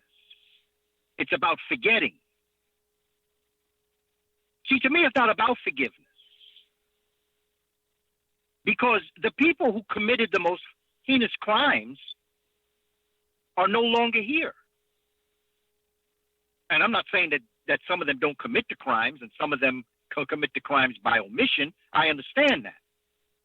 But my thing isn't about forgiveness. My thing is about forget. Don't tell me to forget. Forgiveness is not my place. unless you do something to me personally. But as it relates to what happened to our ancestors, who am I to forgive you for something you did not do to me and they did not do to them? So my thing is, I respect your right to forgive them if you want to, if you respect my right never to forget. Because bottom line is, ain't nothing I'm going to do to you. If you're going to forgive them, you're going to forgive them. Ain't no control I have over you. So you go ahead and forgive them. But don't tell me to. Brother Kaba, they used to call me and TBA. I would hope that people would. They used to call me TBA. Now they call me Mr. Bobby. I wanted to address that one thing that he just said there really quickly, if I may, about this statistics thing. And Professor Black Truth already broke this down in one of his epic videos talking about that. Whenever these people want to talk about crime statistics, first of all, the safest places in the world are in Africa. By the way, Jared Taylor has some novel ways of trying to explain that. I think it'll make your head either explode or sink in on itself, whichever you're prone to do. But the other thing is, even here in America, and not even in raw numbers, because white people outnumber us in raw numbers, but if you take it per capita, the arrests, the times that police are called out because a citizen says that something bad happened, when you take a look at the arrest numbers, those are almost exactly in line with the percentage of the population. When you take a look at arrest numbers, this is by the same FBI stats that they want to quote. The numbers of people who are called, times police are called and arrests, those numbers are almost exactly the same percentages as the population. Where the number changes radically is when we move over to convictions. Somewhere in between the arrest and the conviction, something happens where almost half the white arrestees are somehow amazingly let off the hook. And the Innocence Project shows you the number of wrongfully convicted black folk. Somehow the ones white folk are let free and black folk are put in prison for things they didn't even do. When you take a look at the arrest numbers, they are exactly where they're supposed to be. But when you look at the convictions, all of a sudden when it gets in the prosecutor's hands, all of a sudden they're letting folk go. And you can take a look at the numbers of police officers killing people. There was a story, was it last year? They had it on video. A white firefighter was in Idaho or Indiana or wherever. He had a dispute with his neighbor. The neighbor was just holding a gun up in the air. He wasn't pointing it at the guy, but they've been having a long-running dispute. The firefighter turns around with his gun, shoots the guy in his chest 6 times. Prosecutor says, now the guy lived, amazingly enough. Prosecutor said, no arrest, no crime happened. If you're white and have a DUI, you are far less likely to be convicted and prosecuted. If you are white and commit any crime, you are far less likely to be convicted or even prosecuted than a black person. If you do drugs, you'll be led into rehab, not for prison. You can see that now with the opioid epidemic. For 30 years, they said that the only solution to the crack epidemic was mass incarceration. Lock them up and throw away the key. Now that opioids have outstripped everything, all of a sudden they're telling us that mass incarceration isn't the answer. Now that it's time to lock up white people in mass for opioids, now we're being told by the same president that told you we gotta get tough on drugs, nobody wants to go do mass incarceration anymore. When it was black people, they told you it was a public safety issue. When it's white people, they told you it's a public health issue. And that prison isn't the answer. So whenever we as black people come into contact with the criminal court system, prison is the only answer. If you send the same white person into that same court system, all of a sudden nobody thinks prison is the answer anymore, and you can't get a conviction. So there's where your skewed numbers come from. Thank you very much for giving us a call. Caller on 706. Brother Kaba, I'm backing off here. If you had another comment you wanted to make, please do so. No, brother, I just wanted to just confirm what you're saying. And again, it goes back to us observing us and dealing with us and understanding the dynamics of projection. And when they project on others whom they wish to oppress, their own insecurities and inferiorities. And it becomes very important for us to understand this. This is something that we're going to have to deal with. It's something that has been a mind game for a very long time. It's just something we're going to have to do and understand who we are as a people. Self-knowledge is one of the keys to unlocking that understanding. I'm going to take a couple of more calls here today before we end things. I want to thank Brother Kaba for being so gracious with us. Caller from 615, you're on live with the Black Channel and Brother Kaba. Hello, my name is Mrs. RT. I'm calling from Nashville, Tennessee. All right, sister, and what's on your mind? I'm sorry. I've been listening in, and I've been listening to TVA for a very long time. I apologize. I'm a little nervous, but I've like I said, I've been listening in, and I've just heard a lot of things that just made me want to just call in and just, I just wanted to ask about like whole culture, like how big of in my opinion, whole culture is like a sidekick to white supremacy. Like our women are just so corrupt, and we just don't have the skills to do things, and like I heard to like just raise our children properly. Or I'm sorry, like I said, I'm nervous. How big of a role does horror culture really play in all of this, and like what, like as a woman, like what can I do to like help like annihilate this whole, the whole epidemic? All right, thank you very much. I think that's a very good question there, Brother Kaba. We've just had the third or fourth or fifth slut walk in California. Big money is being spent to promote.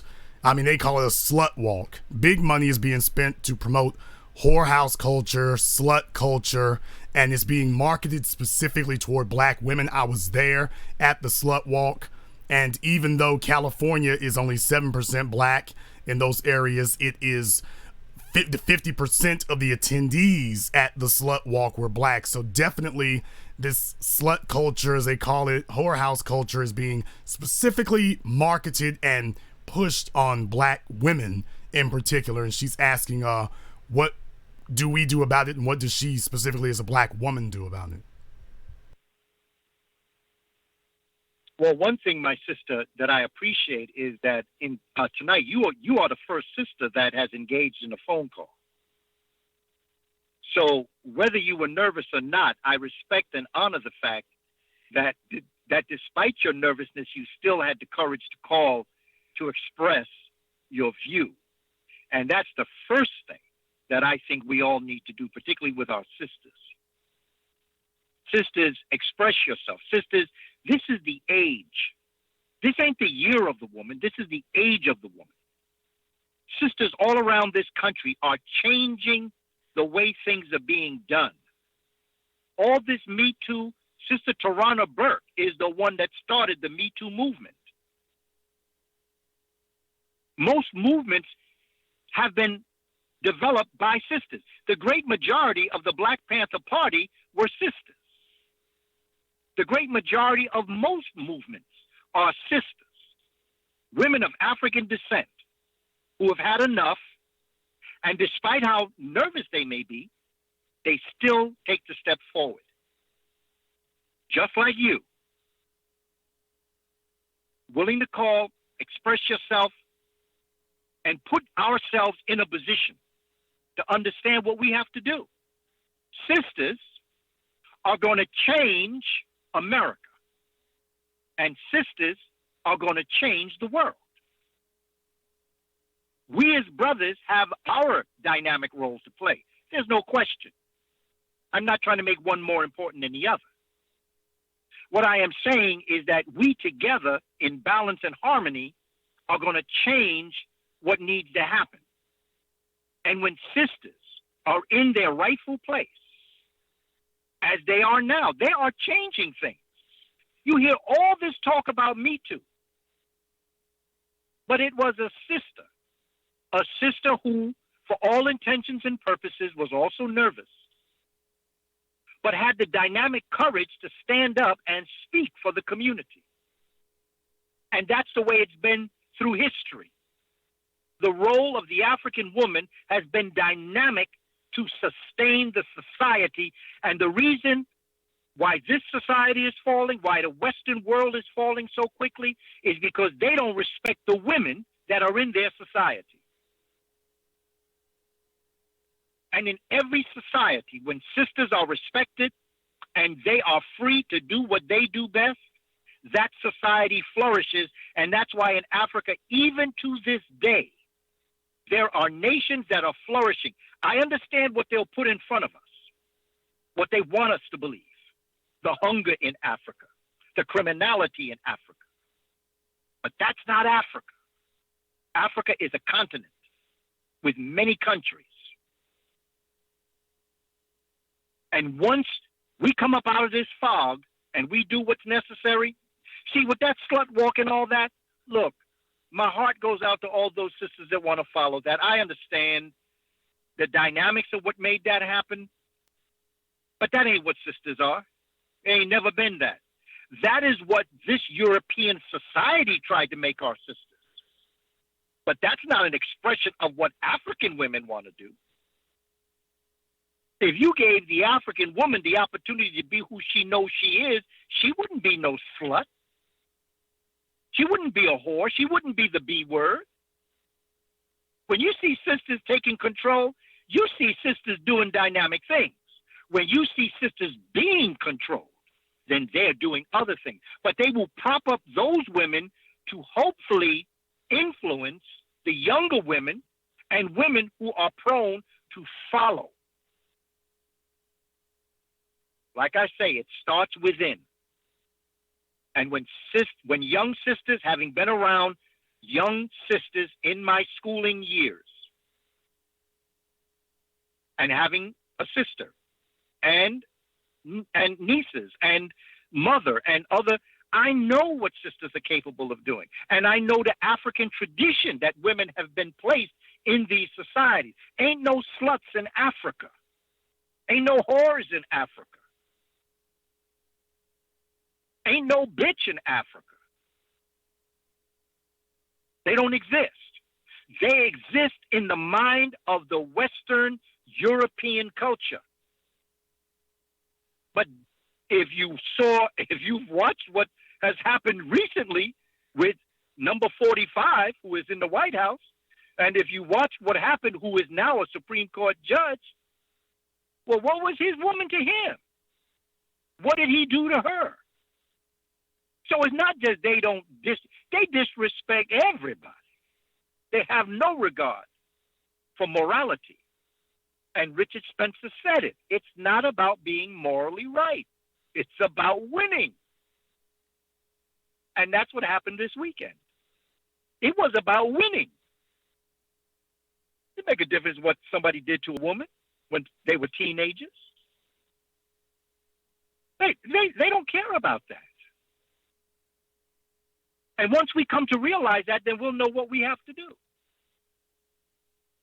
But for as long as you're trying to redeem their soul or their spirit, like the question that came a little earlier, as long as you're trying to save them, you have to understand there are things that are unsalvageable. So, sister, you keep doing what you're doing and lead by example. And understand that you have the power to be whomever you please and whatever you set your sights on. And together with brothers with like minds, those are the families and those are the people that nations will be built.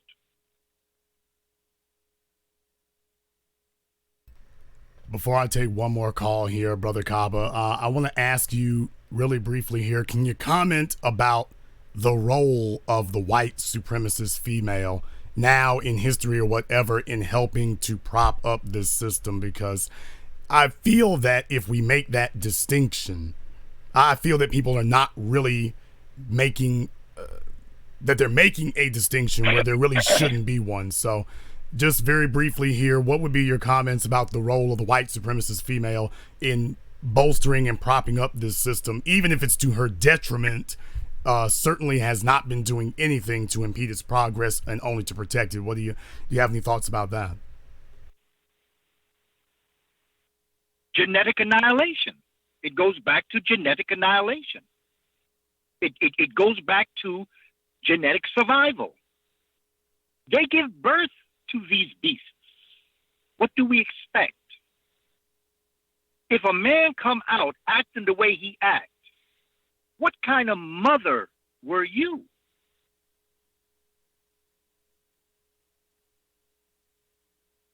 So my concept is that they are part and parcel of this.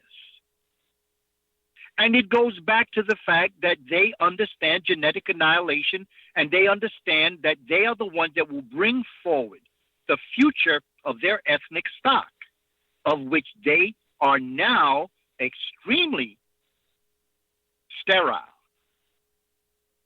and impotent to do. And we're going to talk about that next Saturday too, because it's about science. It's not about emotion.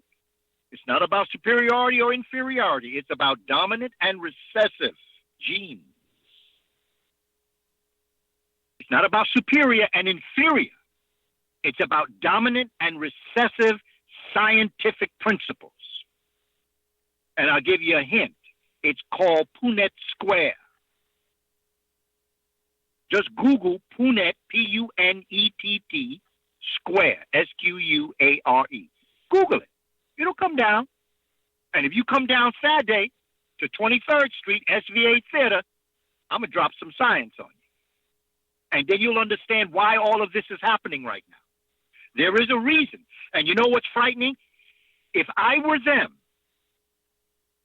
being those who wish to oppress, and if I sought oppression like them, I would do the same thing. We'll go ahead and see They are acting in their nature. We are not acting in our nature.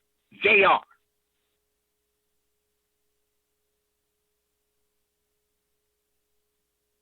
We're going to go ahead and see about taking one more phone call here. Let's call it, me get from your neck of the woods here, Kaba. Caller from 646. You're on live with the Black Channel and Brother Kaba. Hey, what's up, Mr. Black? How you doing? Black first, brother, as always. Can you hear me, sir? What's your name? Where you calling from? Yeah, my name is Chad. I'm calling from Jersey City. And I just wanted to, bring up a point that we really don't have no friends out here. I worked at a place with a group of Mexican brothers. I'm a chef by trade. And they hired a head black chef to come in there, and he hired us to come in there and work under him. We had a group of Mexicans work under us. They all quit. To make a long story short, they eventually got the head chef fired. And what they did was they bothered me and the other brother till we left there. And then we went to another place. The same head chef hired me there. Now, instead of Mexicans working under us, they worked alongside of us. And when the same thing happened, they got him fired, sabotaged our work, and basically just harassed us till we left up out of there.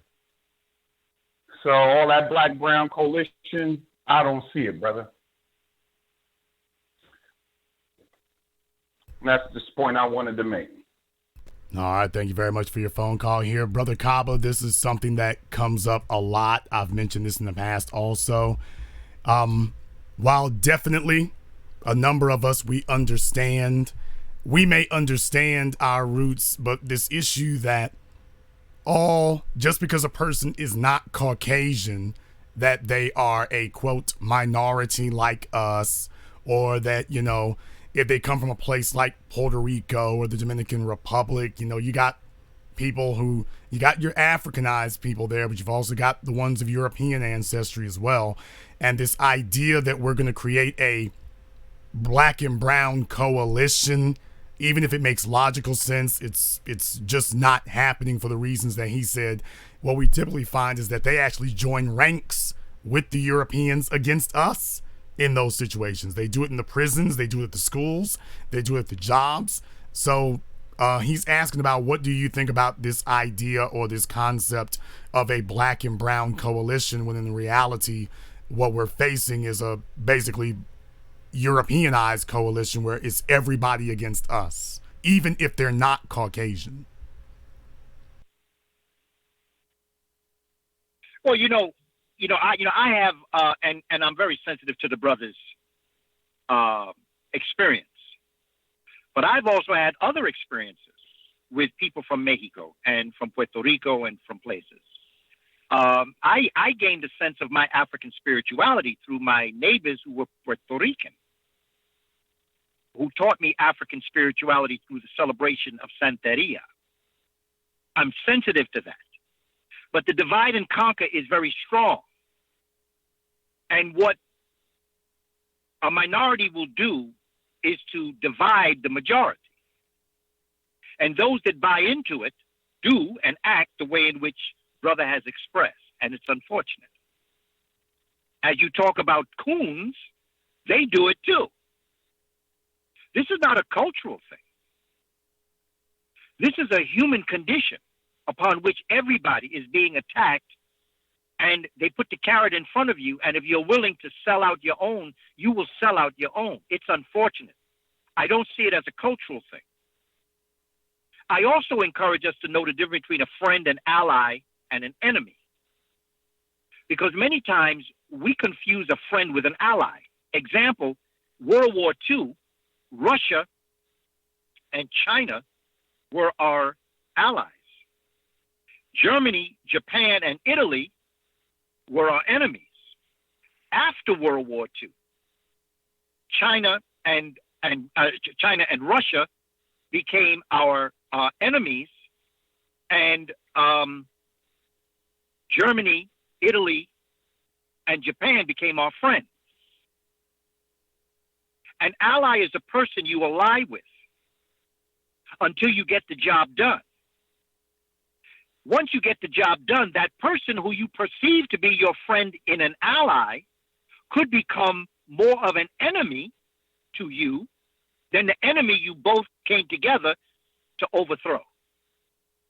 You have to know the difference between a friend, an ally, and an enemy, and deal with people on that level. Don't make it cultural. It's an alliance that had nothing to do with being friends. Sometimes we carry our allies as friends too long. And we have to understand the difference between the three, or among the three. To me, it's not a cultural thing. I have known dynamic people of all different cultural backgrounds as it relates to brown people. But there's one thing that I know. And I know that if people who were Muslim, people who spoke Spanish, and women of European descent had aligned themselves with respect to us 50 years ago, they wouldn't be going through this now. They wouldn't be building walls. They wouldn't be forbidding you from coming into the country. And they certainly would not be raping and doing all sorts of things with you and getting away with it against your will had you sided with us 50 years ago when we told you that they come after us at night so they can come after you next morning. They divided us. And they played games on them. And now we're looking at them saying, but didn't we tell you this 50 years ago? Didn't Malcolm tell you this 50 years ago? Didn't Elijah Muhammad and Malcolm X and Marcus Garvey, didn't we tell you this years ago?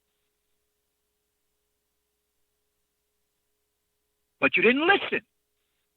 So now you're going through this. And you ain't going nowhere without us. Because we're your ticket to freedom and emancipation, whether you like it or not. We've been here. We know this. And we defeated the devil by ourselves. What you think you gonna do? So we better come together. And we better stop this game. Because they're not gonna they're gonna add countries that can't come to this country. They're going to add Muslim countries. They're going to add people who are brown and black. And see, I don't know what all that is because to me it's all about pigmentation by matter of degree. It's all about melanin. See, I don't know nothing about no brown, yellow, red, and black. All I know is pigmentation. That's science.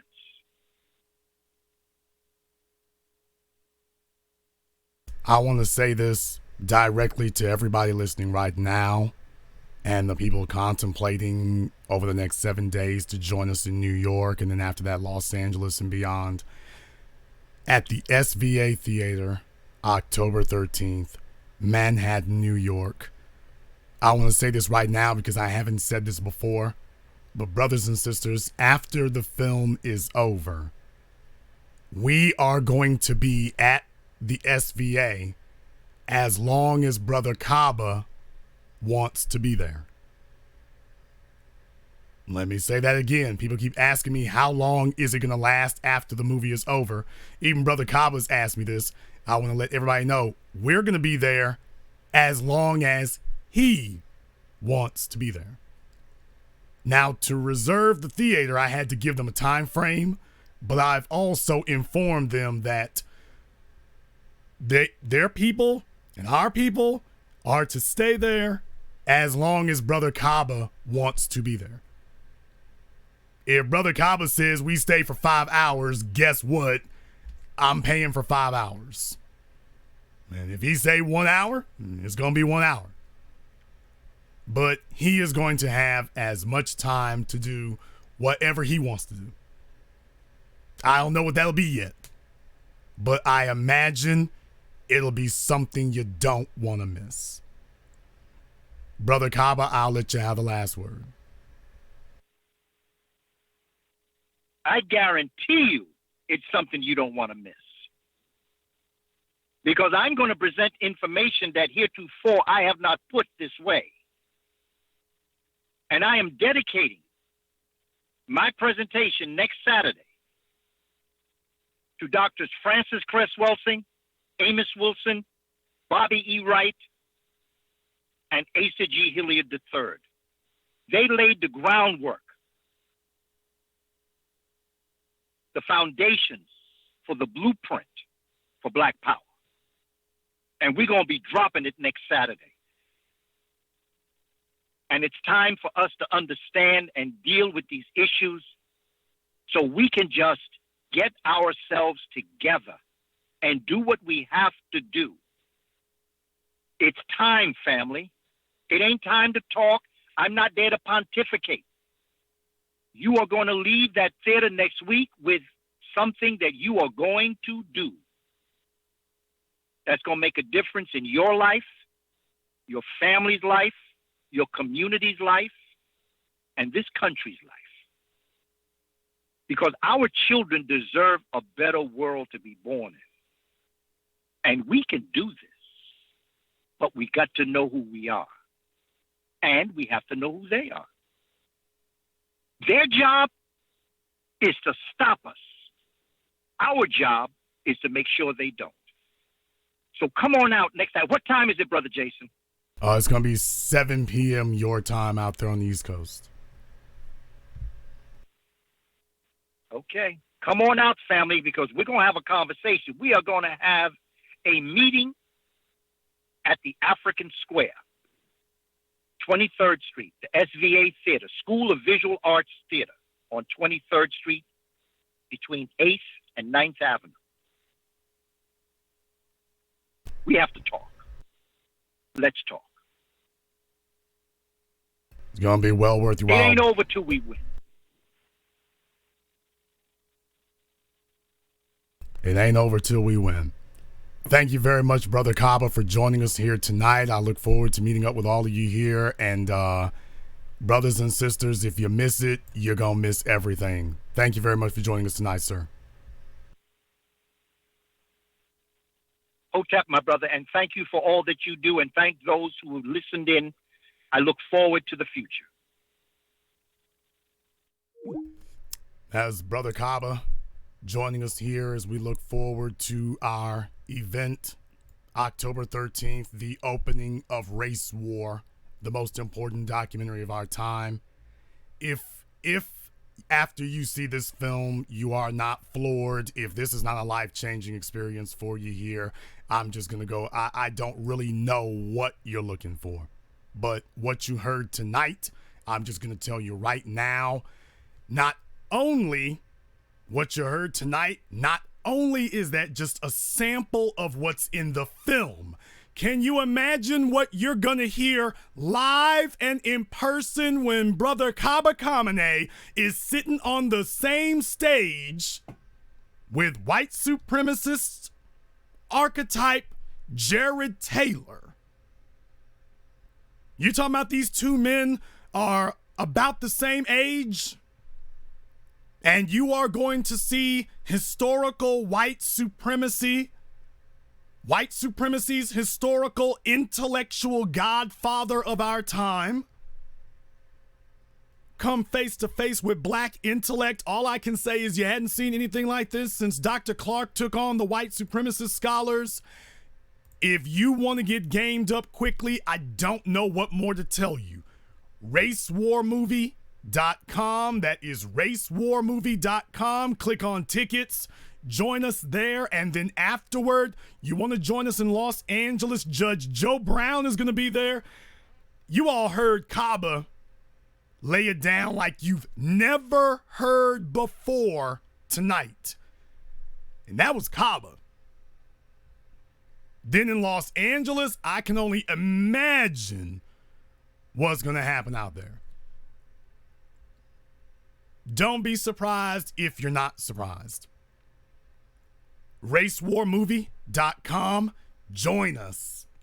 And this concludes tonight's broadcast of the BlackChannel.net radio program. I am your host, your brother, your humble servant, Mr. Jason Black. And until next time, my brothers and my sisters from around the world, remember, black is the future, and the future is uncompromising.